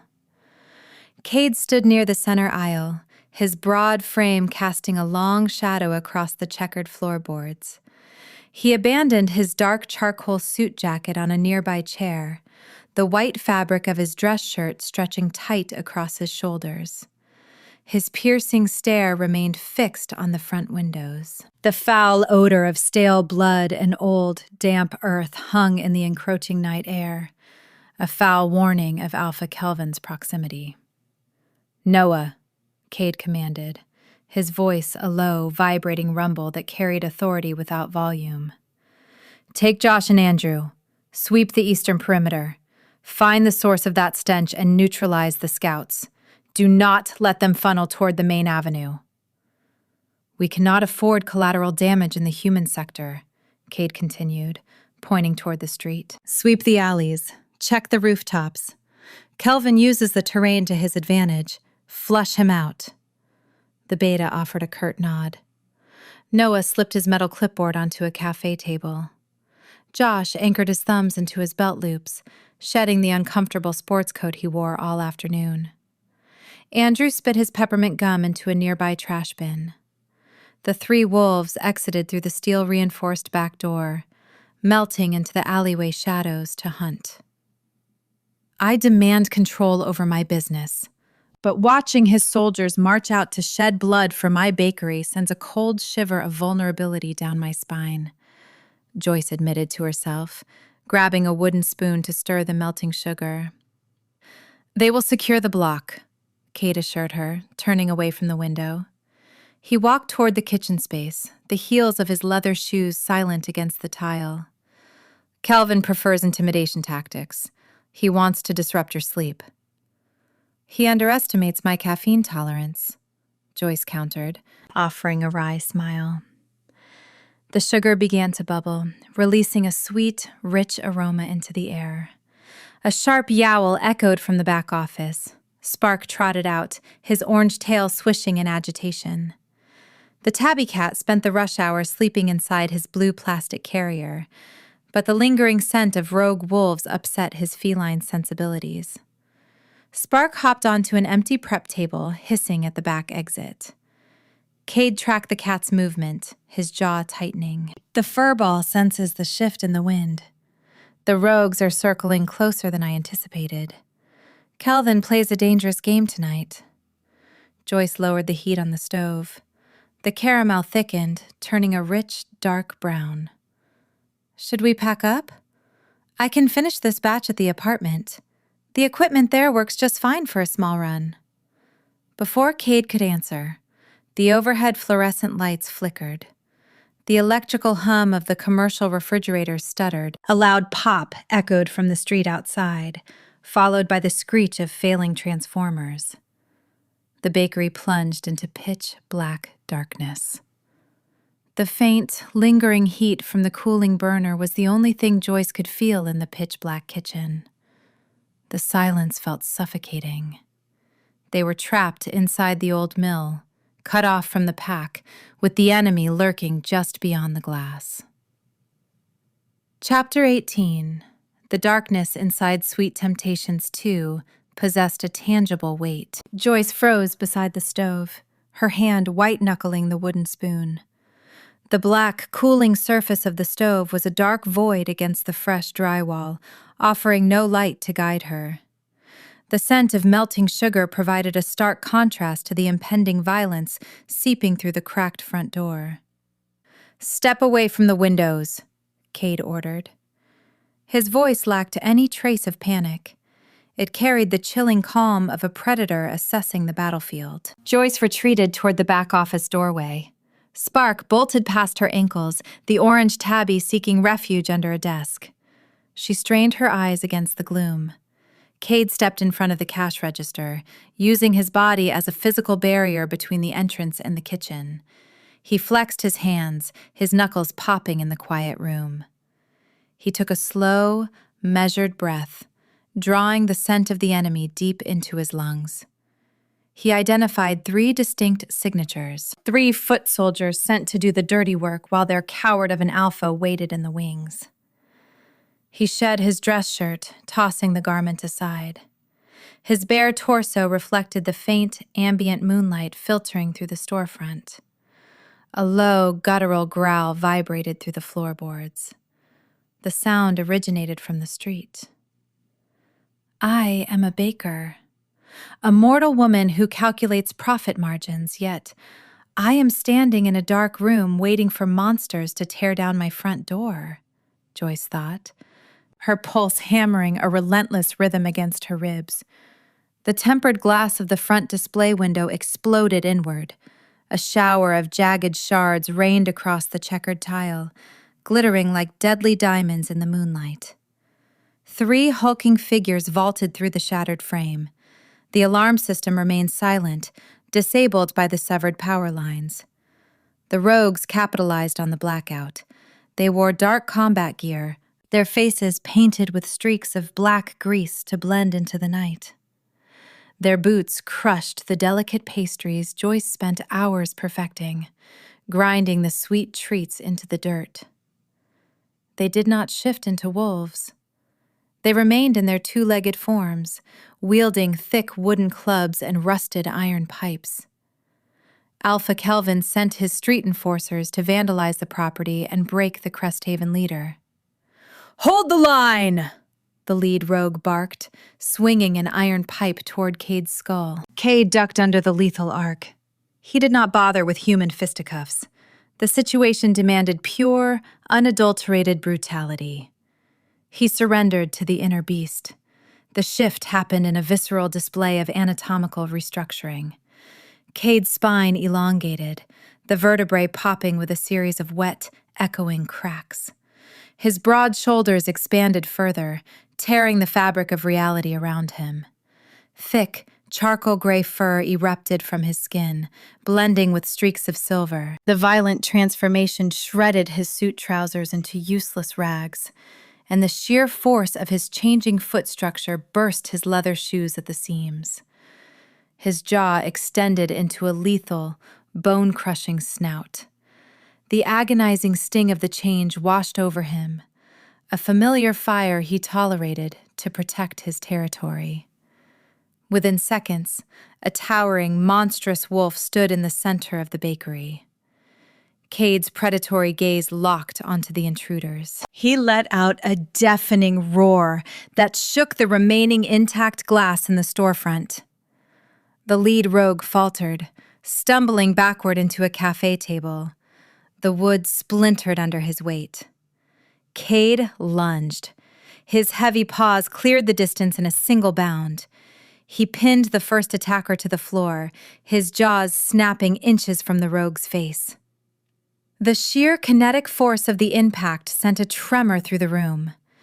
The remaining two thugs recovered from their shock. They flanked the Cresthaven Alpha, coordinating their strike. One swung a wooden club, connecting hard with Cade's ribs. The blow landed with a dull thud. Cade snarled, shaking off the blunt force trauma. His regenerative biology immediately went to work, knitting the bruised tissue back together, but the distraction cost him precious seconds. The Cresthaven leader did not yield an inch of ground. He absorbed another blow to his flank, the wooden club striking his thick fur. He retaliated with a brutal swipe of his claws, tearing the weapon from the rogue's grip. The man shouted in pain, clutching his bleeding forearm. The third rogue bypassed the fighting wolf. He locked his eyes on the shadowed kitchen area. He spotted Joyce's silhouette standing near the dark, silent stove. A cruel grin twisted his features. He raised his iron pipe and charged toward the back of the shop. Chapter 19. The rogue sprinted across the ruined bakery floor, his boots crunching over the shattered glass. He raised the rusted iron pipe, his focus locked on Joyce. Cade fought to intercept the threat. He tossed the first attacker aside, his charcoal gray fur bristling with rage. While Joyce prepared her ambush, Cade faced a coordinated assault. The first two rogues abandoned their weapons, realizing blunt force meant nothing against an alpha wolf. They shifted, their human bodies twisting into mangy, brown-furred beasts. They flanked him, snapping at his hind legs. Cade spun, his heavy tail acting as a counterbalance. He caught the first brown wolf by the scruff, his jaw locking with bone-crushing pressure. He tossed the beast across the dining area, smashing another table to splinters. But the third attacker slipped past Cade's perimeter, closing the distance to the kitchen in rapid, ground-eating strides. Joyce did not scream. She did not run toward the back exit. The heavy steel-reinforced door Josh installed earlier offered no quick escape in the dark. She needed a weapon. She dropped into a crouch, sliding behind the sprawling front counter. The smell of roasted pecans and sweet cream clung to her apron, a stark contrast to the coppery tang of blood spilling on the floorboards a few feet away. She reached blindly into the darkness beneath the cash register. Her fingers brushed the cold, unyielding surface of the heavy steel pastry rolling pin she stashed there just hours ago. She wrapped her hands around the cylinder, testing the formidable weight of the tool. It felt solid.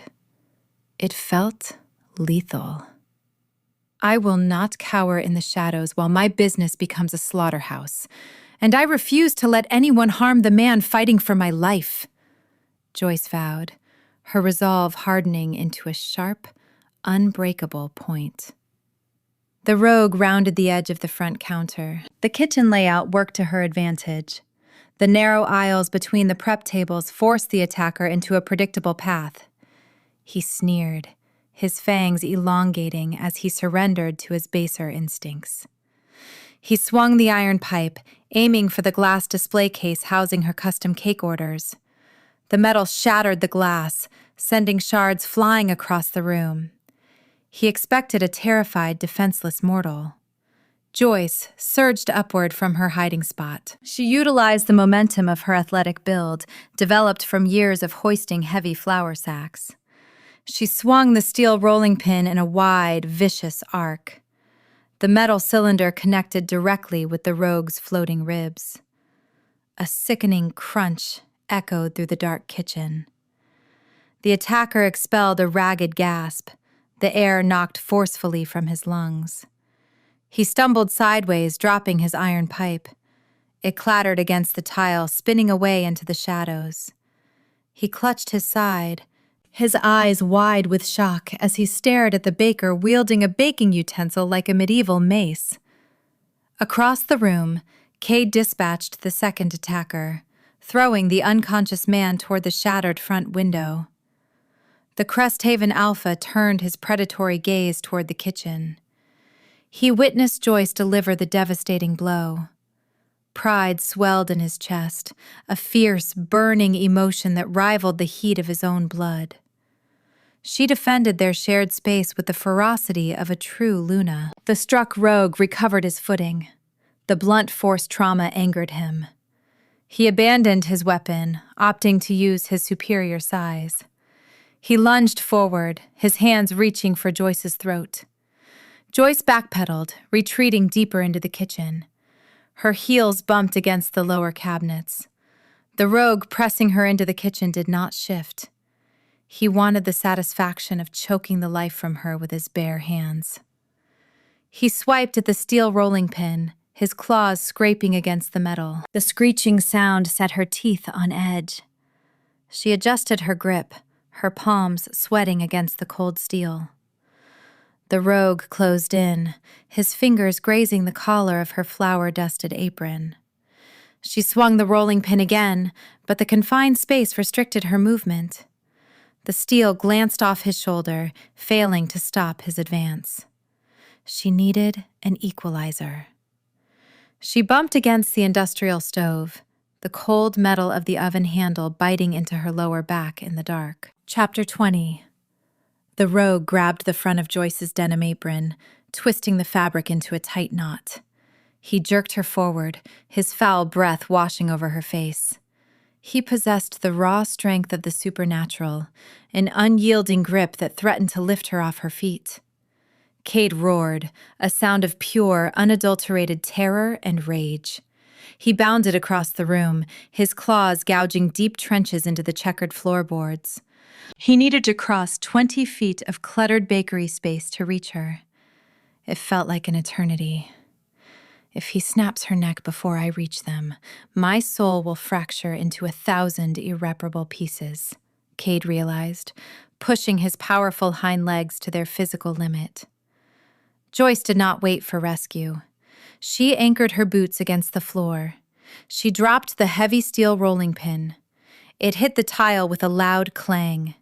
She twisted her torso, reaching her right hand backward toward the glowing electric stove. Her fingers wrapped around the handle of the stainless steel pot. The caramel inside remained at a searing temperature, a molten, thickened liquid that stuck to anything it touched. It represented hours of careful preparation, now repurposed into a weapon of last resort.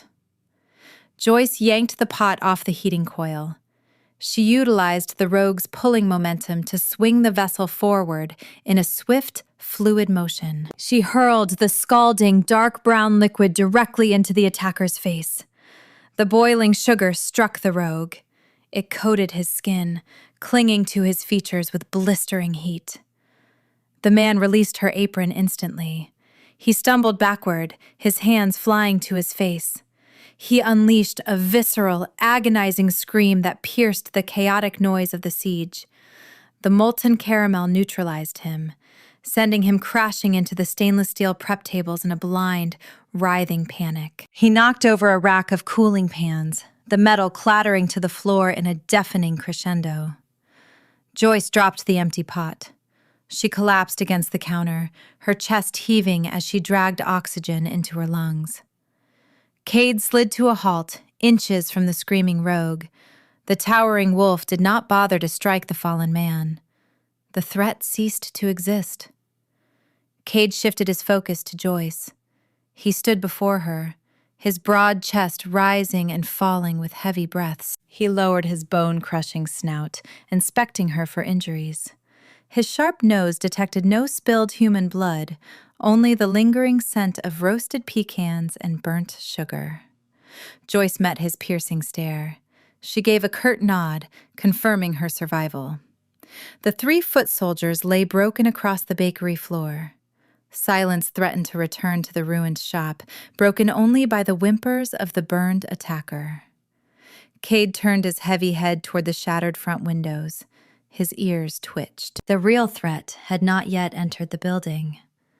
Heavy boots crunched against the broken glass on the sidewalk. A figure stepped through the ruined storefront, stepping over the unconscious body of the first rogue.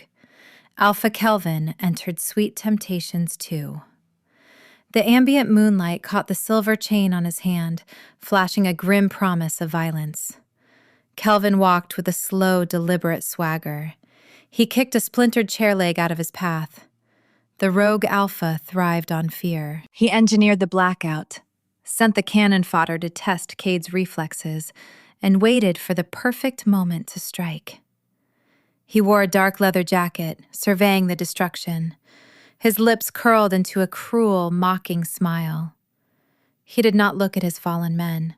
They served their purpose. They exhausted the Cresthaven Alpha and cornered the human. "Impressive display, Cade," Kelvin drawled, his voice echoing in the dark room. "But you burned too much energy fighting pawns. Now, you face a king." Cade let out a low, menacing snarl. He braced his paws against the tile, his muscles coiled tight, ready to spring. He fought 3 men, taking blunt force hits to his ribs. His healing factor repaired the damage, but the process drained his stamina. Kelvin knew this.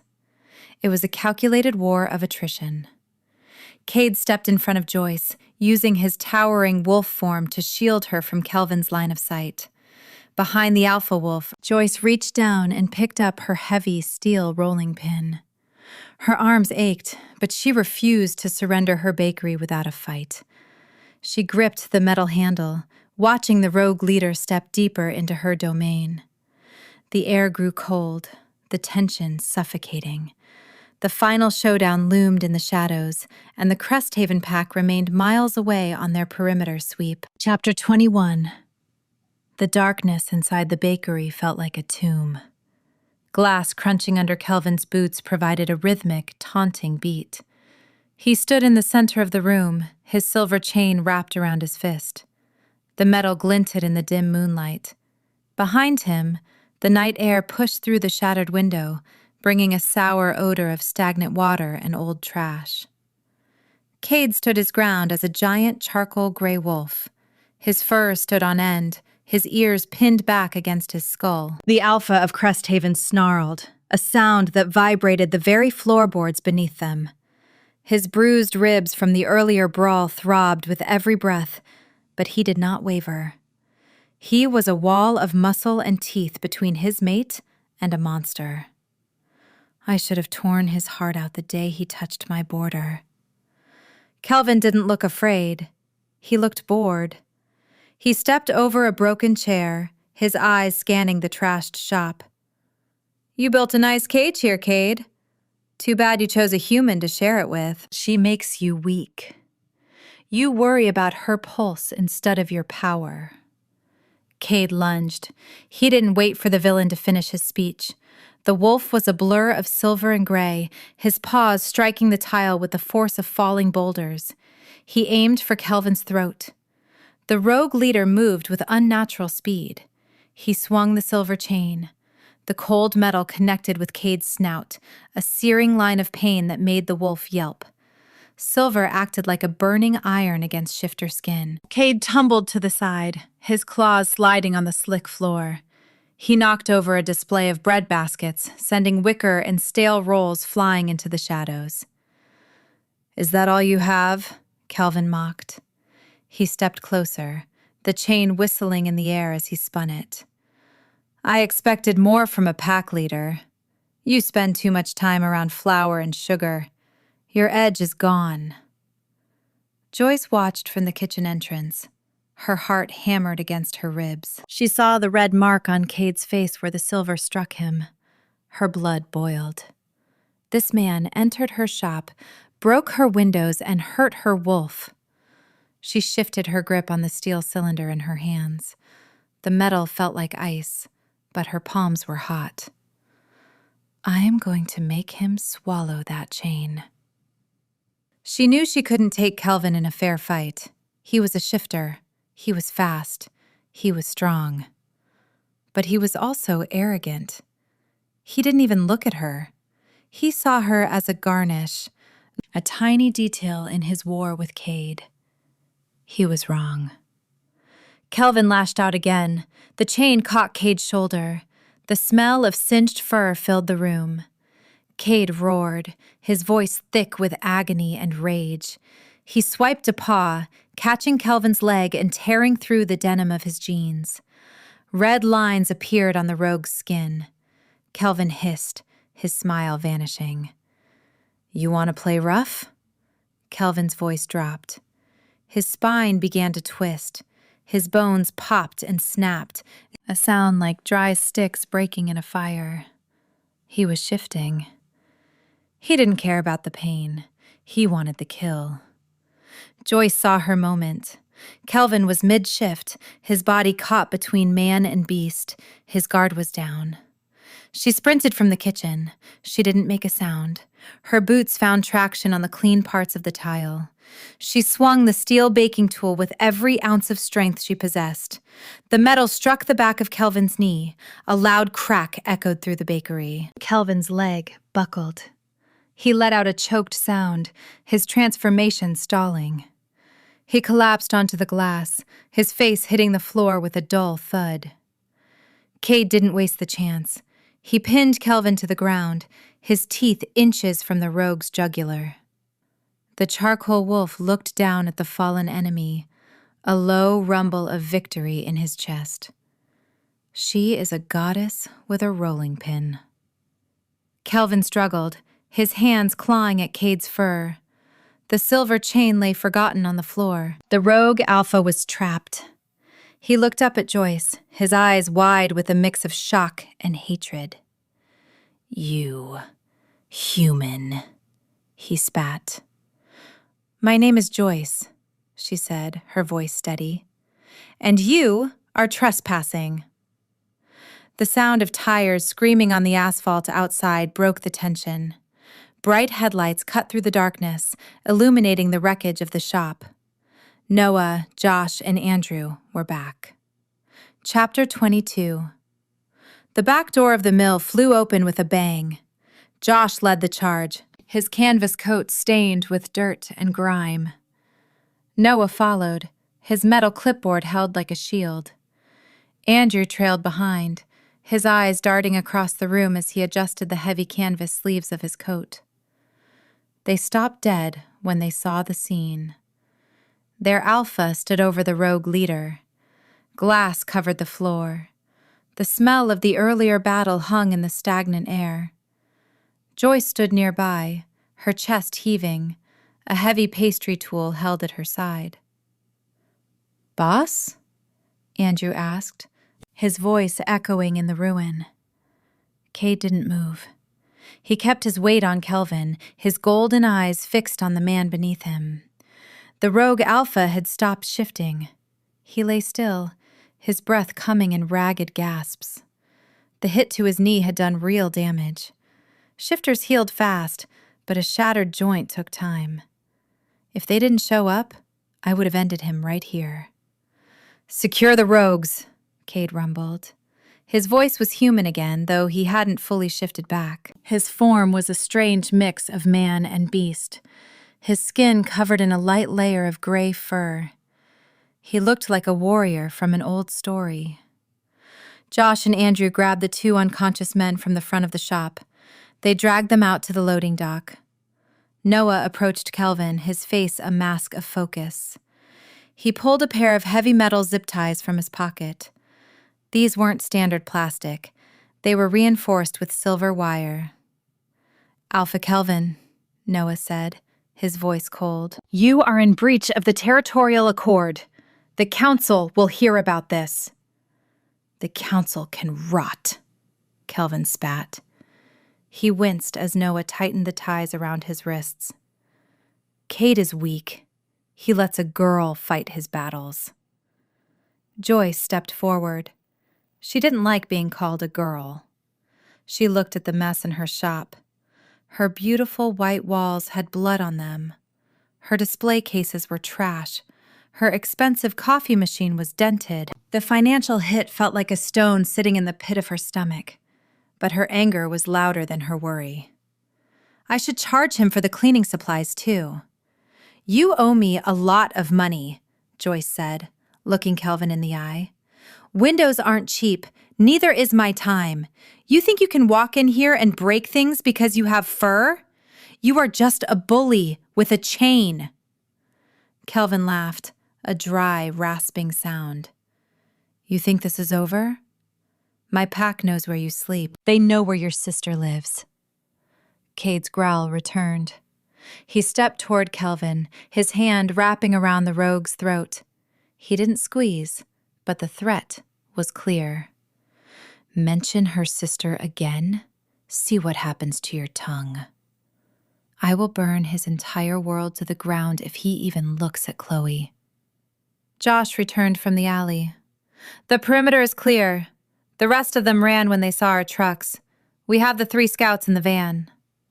Take him, Cade ordered, gesturing to Kelvin. Throw him in the cell at the ridge. I will deal with him at dawn. Josh and Andrew hauled the rogue alpha up. Kelvin limped, his shattered knee dragging on the floor. They marched him out the front door. The silence that followed was heavy. The only sound was the wind whistling through the broken glass. Joyce looked at Cade. He was fully human now, but he was a mess.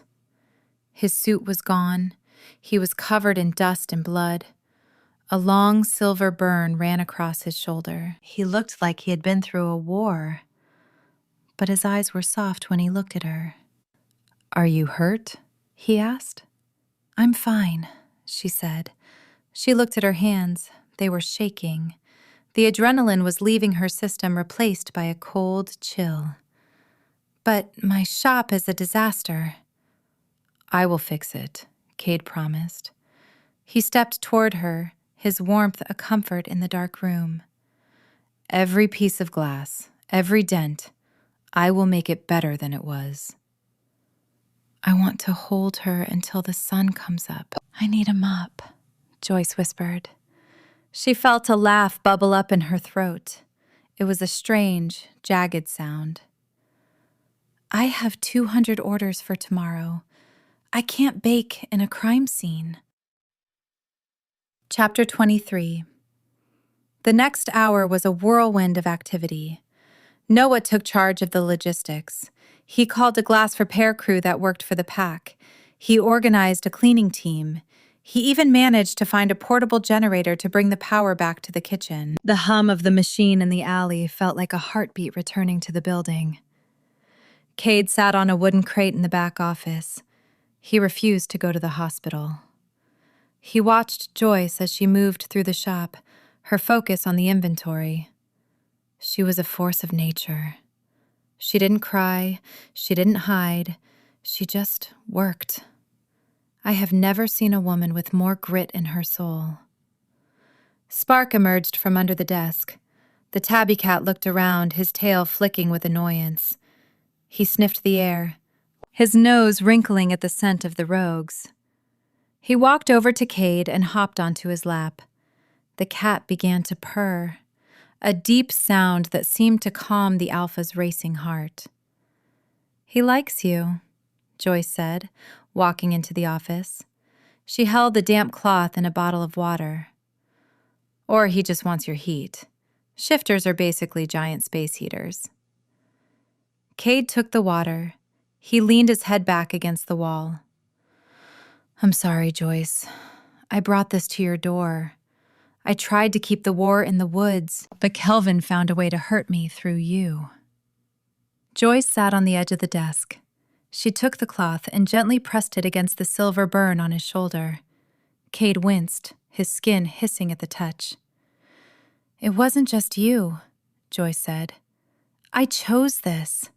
I signed the lease. I knew who you were. I'm not a victim, Cade. I'm a partner. Partners share the risks. She calls me a partner. My wolf is howling with joy.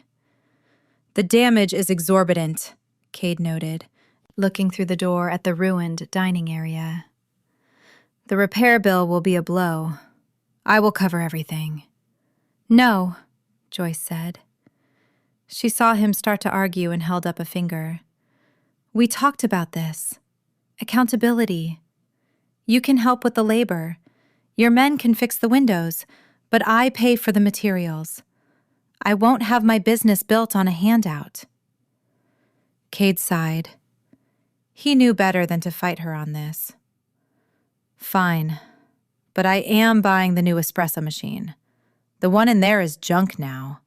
Consider it a gift for the grand opening. Deal, Joyce agreed. She finished cleaning his wound. How are the ribs? They will be fine by morning, Cade said. He stood up, Spark falling to the floor with a disgruntled meow. Cade reached out and took Joyce's hand. He pulled her close, his eyes searching hers. You were incredible tonight. Most people run when a wolf enters the room. You hit one with a metal stick and poured hot sugar on another. I am a lucky man to have a woman who fights for me. I was terrified, Joyce admitted. She leaned her head against his chest. But I was more angry. I worked too hard for this place to let some street thug burn it down. He won't come back, Cade vowed. His voice was dark, a promise of blood. I will make sure of that. The front door opened. A team of men in gray jumpsuits walked in. They carried sheets of plywood and toolboxes. The repair crew was here. Noah led them to the broken window, his clipboard back in his hand. We have work to do, Joyce said, pulling away from Cade. She looked at the kitchen. The light from the generator flickered, illuminating the prep tables. The orders won't bake themselves. I'm a great assistant, Cade said, a smirk touching his lips. Show me the flour. Chapter 24. The sun rose over Cresthaven Valley, painting the sky in shades of pink and gold. Inside Sweet Temptations 2, the smell of fresh bread and cinnamon rolls filled the air. The plywood over the front window was a temporary scar, but the rest of the shop was spotless. The cleaning crew had worked through the night, scrubbing away every trace of the battle. Joyce stood at the oven, pulling out a tray of golden brown croissants. Her back ached. Her arms felt like lead. But when she saw the perfect layers of pastry, she felt a surge of pride. She had survived the night. Her business was still standing. Cade was at the front counter. He had changed into a clean t-shirt Andrew brought him. He was busy stacking boxes for the morning deliveries. He moved with a slight limp, but the silver burn on his shoulder was already a fading pink line. I am exhausted, but I have never felt more alive. The first delivery is ready, Cade said, holding up a box. Noah is taking the truck. He says the route is clear. Good, Joyce said. She set the tray on the cooling rack. She walked over to him, her flour-dusted apron a badge of honor. The mechanic called. My van is finally ready. I can pick it up this afternoon. I will drive you, Cade said. He didn't make it a command, but the offer was firm. I am not letting her out of my sight for a long time. Spark sat on the new espresso machine.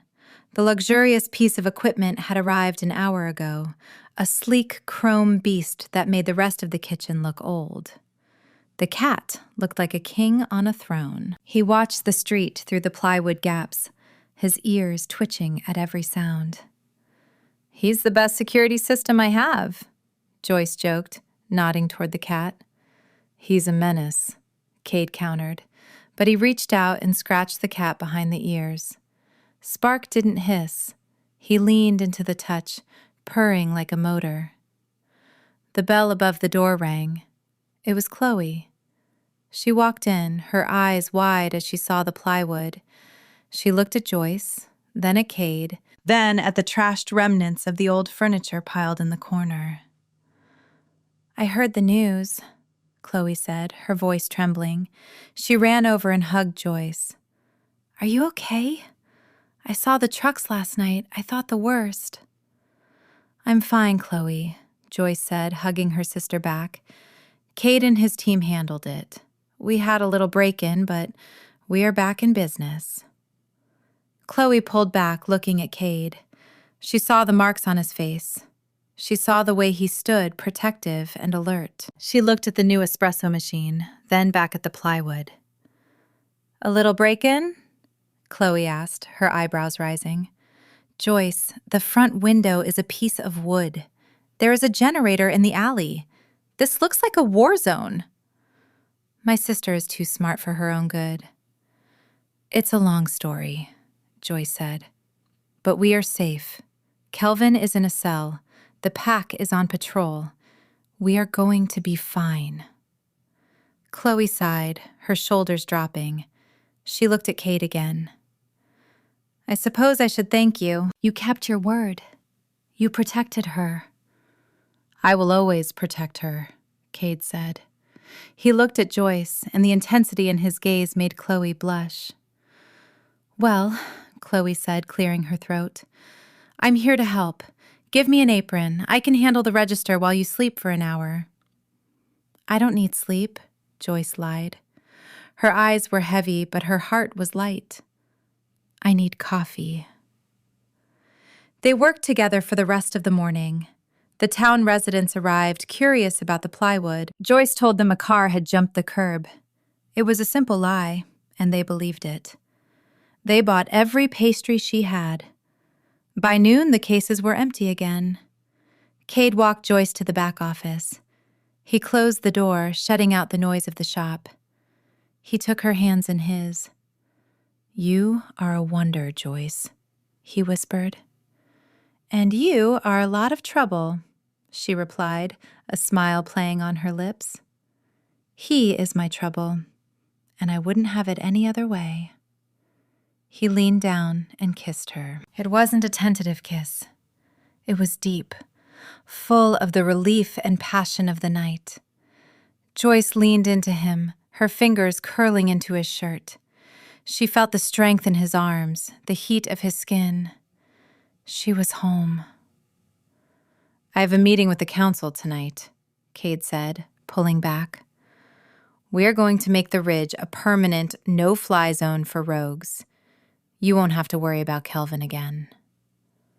"I know," Joyce said. She looked at her shop, then at the man she loved. "But if he does come back, I still have my rolling pin." Cade laughed, a rich, human sound. "I count on it." "I think I found my Luna. She is the queen my pack deserves, and the only woman I will ever answer to." Chapter 25. The morning sun cast long, pale streaks across the plywood-covered windows of Sweet Temptations 2. Joyce stood in the center of the kitchen, her hands resting on the cool surface of a stainless steel prep table. Her back throbbed with a dull ache from the night's brawl. Beside her, the heavy metal pastry tool, the one that saved her life, lay clean and ready. She had scrubbed the rogue's blood from the steel cylinder until the metal shone like a mirror. Cade sat on a wooden stool near the back exit. He looked like a man put back together with glue and sheer will. The silver burn on his shoulder remained a raw, red line that refused to close. Every time he shifted his weight, his face grew tight. The bruised ribs from the fight made his breathing shallow. He watched Joyce with a gaze that felt like a physical touch. "My ribs feel like they were chewed by a thresher, but I will stand straight until this is over." The back door clicked open. Noah stepped inside, his face a mask of grim focus. He did not have his usual stack of papers. Instead, he held a black envelope with a red wax seal. The scent of old parchment and cold stone filled the kitchen, a sharp contrast to the smell of yeast and sugar. "The council heard the news," Noah said. His voice carried a flat, hollow tone. "They want an audience, both of you, tonight." Cade took the envelope, his fingers brushing the wax seal. "They did not waste any time." Kelvin must have friends in high places who are singing for him. He has allies among the elders who do not like your new direction, Cade, Noah warned. He looked at Joyce, his eyes full of worry. They see the involvement of a human in a shifter dispute as a breach of the old laws. They call it a contamination of the pack's secret life. Joyce crossed her arms, her jaw set in a hard line. I am not a contamination. I am the woman who owns this shop. If your elders want to talk about laws, they should start with the law against breaking my windows. If these elders think I am a fragile flower, they are about to get a face full of thorns. The council hall is a place of tradition and old blood, Cade said, looking at Joyce. They will try to intimidate you. They will look for any crack in your armor to prove you are a liability. I can go alone and face the music. You stay here and keep the shop safe. Hopped onto the prep table. The cat let out a sharp, demanding yowl. He walked over to Cade and swatted at the black envelope. The feline sensed the tension in the room and decided he did not like the smell of the council's summons. He sat on the letter, his tail flicking with a sense of pure defiance. See, Joyce noted, a small smile breaking her serious expression. Even the cat thinks their summons is a joke. We go together. We show them that Cresthaven does not bow to rogues or dusty old men in robes. Cade stood up. He suppressed a groan as his ribs protested the movement. He reached out and caught Joyce's chin, his thumb grazing her skin. The price of this meeting will be high. They will ask things of us that we might not be ready to give. Are you sure? I have a business to run and a sister to protect, Joyce said. A few grumpy wolves in a basement will not stop me. We leave at sundown. Cade nodded. He looked at Noah. Inform the guard. We move in a tight formation. If Kelvin's rogues are still in the woods, they will see this as their last chance to strike. We do not give them an inch. Noah turned to leave. He stopped at the door, looking back at the two of them. I will have the trucks ready, but remember, the council hall does not allow weapons. You leave the steel pin in the car, Joyce. We will see about that, Joyce muttered as she turned back to her ovens. Chapter 26.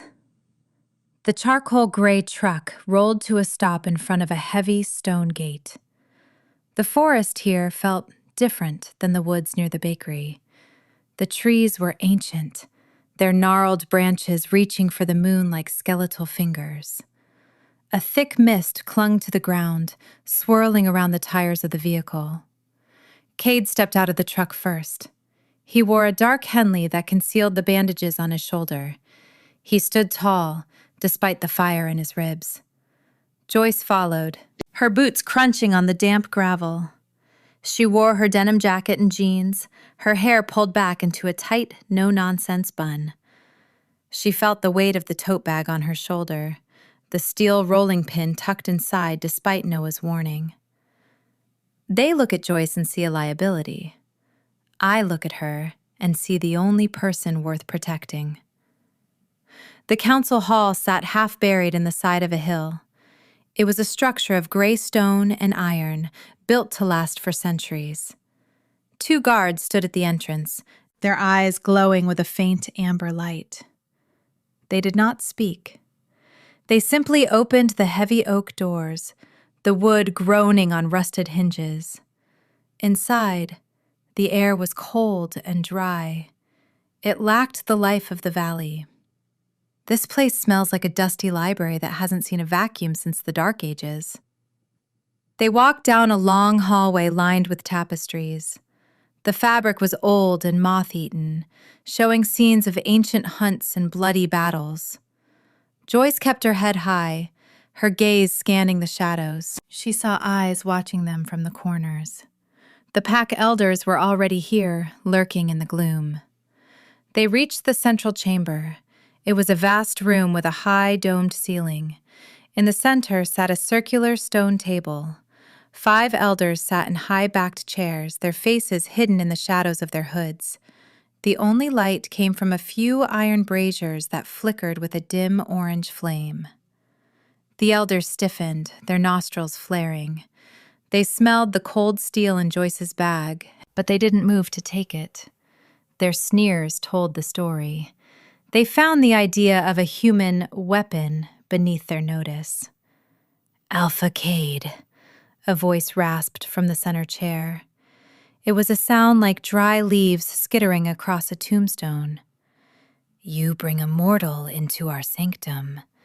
This is a grave insult to the blood." "The mortal has a name," Cade replied. His voice was a low rumble that filled the chamber. "Her name is Joyce. She is the owner of the property that was attacked. She is here to witness the justice of the pack." "Justice is for the wolves, Cade," another elder snapped. A woman with silver hair stepped into the light. Her eyes were sharp and cold. "The human should be at home, forgetting what she saw. Instead, you let her strike a rogue leader. You let her spill our blood with a kitchen tool." Joyce stepped forward, ignoring Cade's warning hand on her arm. "Your rogue leader spilled my blood first. He broke my property and threatened my sister. If your laws do not protect the innocent, then your laws are as useless as the dust in this room." A shocked silence fell over the chamber. The elders shifted in their seats. No human had ever spoken to them with such a lack of fear. "The girl has a tongue," the lead elder noted. "But does she have the heart to match? You risk the safety of all shifters by involving her in our wars, Cade. The council is considering a vote of no confidence. We may strip you of your rank and place the Cresthaven pack under the control of a more traditional leader." Cade's jaw tightened. He stepped closer to the stone table, his presence filling the room. "You can try, but the pack answers to me. They saw Kelvin's cowardice. They saw Joyce's courage. If you want my crown, you will have to take it with more than just a vote." The tension in the room grew thick enough to choke on. Joyce felt the primal power of the wolves clashing in the air. It was a cold, vibrating force that made her skin crawl. She reached into her bag, her fingers brushing the cold steel of her rolling pin. She was ready for the walls to fall. "Enough!" the lead elder commanded. "Bring in the prisoner.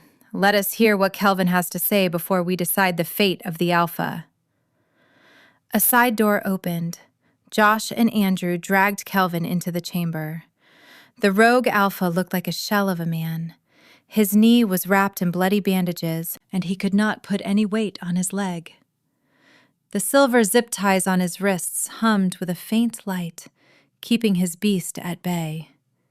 He looked up at the elders, a desperate, cunning glint in his eyes. Chapter 27. Kelvin collapsed onto the stone floor in the center of the chamber. He let out a low, pathetic whimper that Joyce knew was a lie. He was playing the victim for the elders. He looked at the council, his voice a rasping plea. "Elders," Kelvin started. "I am a wolf of the old ways. I went to that bakery to discuss a border dispute. I went as a diplomat. But Cade has been corrupted by humans. He set her on me." "Elders," Kelvin started. "I am a wolf of the old ways. I went to that bakery to discuss a border dispute. I went as a diplomat.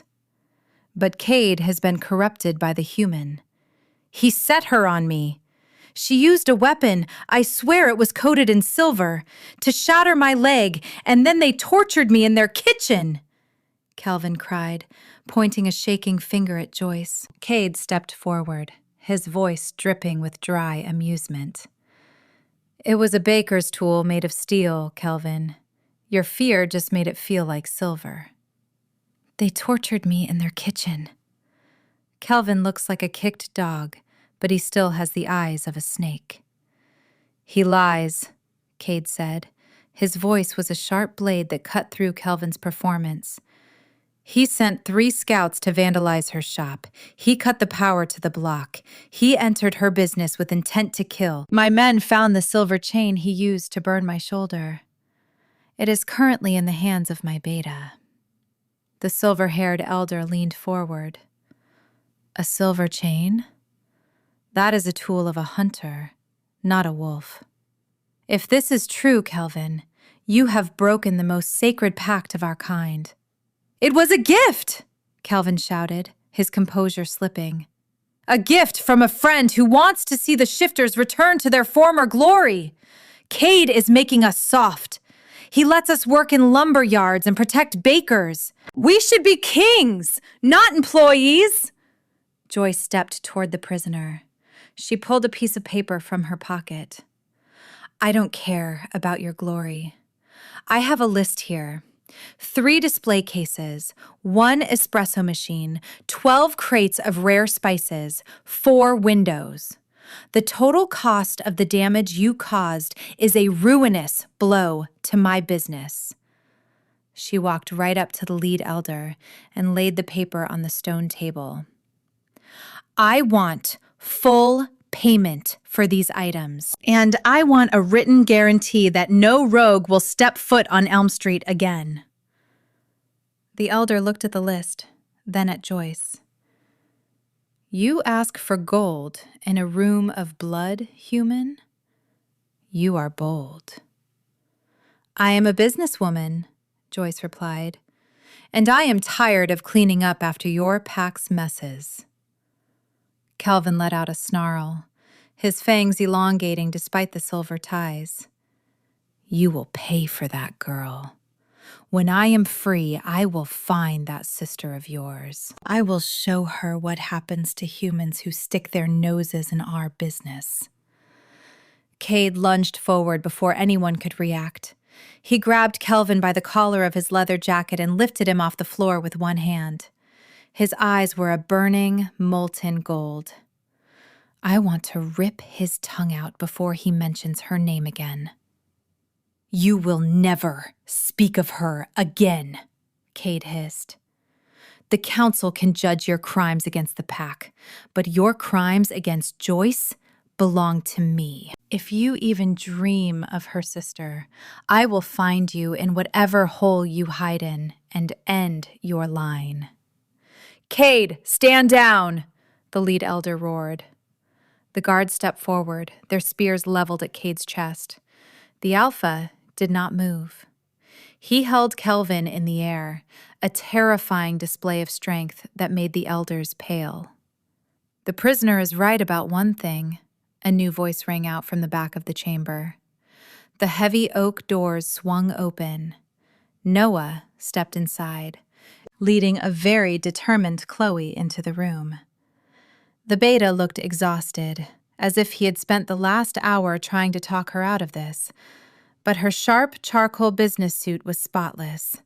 She wore a sharp charcoal business suit and carried her digital tablet. She did not look afraid. She looked like she was about to lead a hostile takeover of a Fortune 500 company. She marched into the room, her heels clicking a rhythmic, confident beat on the stone floor. Who is this? The silver-haired elder demanded. Another human? I am Chloe, she said, tapping her tablet screen. I am the financial advisor for Sweet Temptations, and I have spent the last 6 hours tracking Alpha Kelvin's bank accounts. He isn't just a rogue. He is a thief. Chapter 28. Chloe did not wait for an invitation. She walked to the stone table and set her tablet down next to Joyce's list. The screen flickered to life, showing a complex web of transactions and offshore accounts. The blue light from the device illuminated the shocked faces of the elders. My sister has a spreadsheet for every disaster, and I have never loved her more for it. Alpha Kelvin has been funneling money from pack resources into human-side shell companies, Chloe explained. Her voice was crisp and professional. He has been bribing local contractors to delay the bakery expansion. He even paid the Elm Street mechanic to keep my sister's van in the shop for an extra week. He wanted her isolated and broke. Joyce blinked. The mechanic? I knew that repair was taking too long. Cade let go of Kelvin, dropping the rogue to the floor like a piece of trash. He looked at the tablet, his eyes scanning the numbers. He was trying to bankrupt her before the attack even started. He wanted the property for himself. It goes deeper, Chloe continued, swiping to a new page. He has been selling pack-owned timber to a rival construction firm at a fraction of the market price. The loss to your pack's treasury is a staggering sum that would make a banker faint. He isn't a revolutionary. He is a corporate saboteur who was using the old ways as a cover for his greed. The corporate world is terrifying, and Chloe is its queen. Kelvin's face went white. He tried to scramble away, but Josh stepped on his good leg, pinning him to the floor. The rogue alpha's eyes darted around the room, looking for an escape that did not exist. The lead elder looked at the data. He pulled his hood back, revealing a face lined with deep scars and a look of pure disgust. You stole from the blood, Kelvin? You sold our heritage to the humans for a few extra zeros in a bank account? The money was for the cause, Kelvin yelled. We needed resources. The cause was your own pocket, the elder spat. He looked at Cade. Alpha Cade, your mate's sister has provided more evidence of treason than our own scouts. The council has seen enough. The 5 elders stood up in unison. They raised their hands, their palms facing inward. A low humming sound filled the chamber, the collective power of the pack elders focusing on the prisoner. Alpha Kelvin, you are stripped of your name and your rank, the lead elder proclaimed. You are cast out from the blood. Your accounts will be seized to pay for the damages to the human property. You will be delivered to the human authorities for your financial crimes. And if you ever cross back into our woods, your life is forfeit. The human authorities? Kelvin laughed. They can't hold me. They can when we provide them with the silver-lined evidence of your embezzlements, Chloe noted, clicking her tablet off. The police are already at your warehouse. I sent them the coordinates 30 minutes ago. The elders looked at Chloe with a mix of respect and fear. They had spent centuries fighting with claws and teeth, and here was a human woman who had destroyed an alpha with a spreadsheet. The meeting is over, the lead elder said. He looked at Cade and Joyce. Alpha Cade, your choice of mate is unconventional, but her pack is strong. We will watch your territory with interest. Joyce felt a wave of relief wash over her. She looked at Chloe, who gave her a small, triumphant wink. They had done it. They had won the war without a single drop of human blood being spilled in the council hall. Let's get out of here, Joyce whispered to Cade. I have a bakery to finish. And I have a celebration to plan, Cade replied. He put his arm around her, leading her toward the doors. They walked out into the cool night air, the mist parting before them. The charcoal-gray truck waited at the gate. As they climbed inside, Cade looked at the 2 sisters. I think I need to hire Chloe for the pack's finances, Cade said, a genuine laugh escaping his throat. My rates are exorbitant, Chloe replied, but she was smiling. Joyce leaned her head on Cade's shoulder. The battle was over, and for the first time in weeks, the future looked as sweet as a fresh batch of cinnamon rolls. The end. Quick favor, don't go anywhere yet. If you thought Joyce was brave for staring down a towering alpha with nothing but a steel rolling pin, wait until you meet the heroine in this next story on your screen. You have to hear this disaster unfold. Click the video on your screen right now. It is completely unhinged.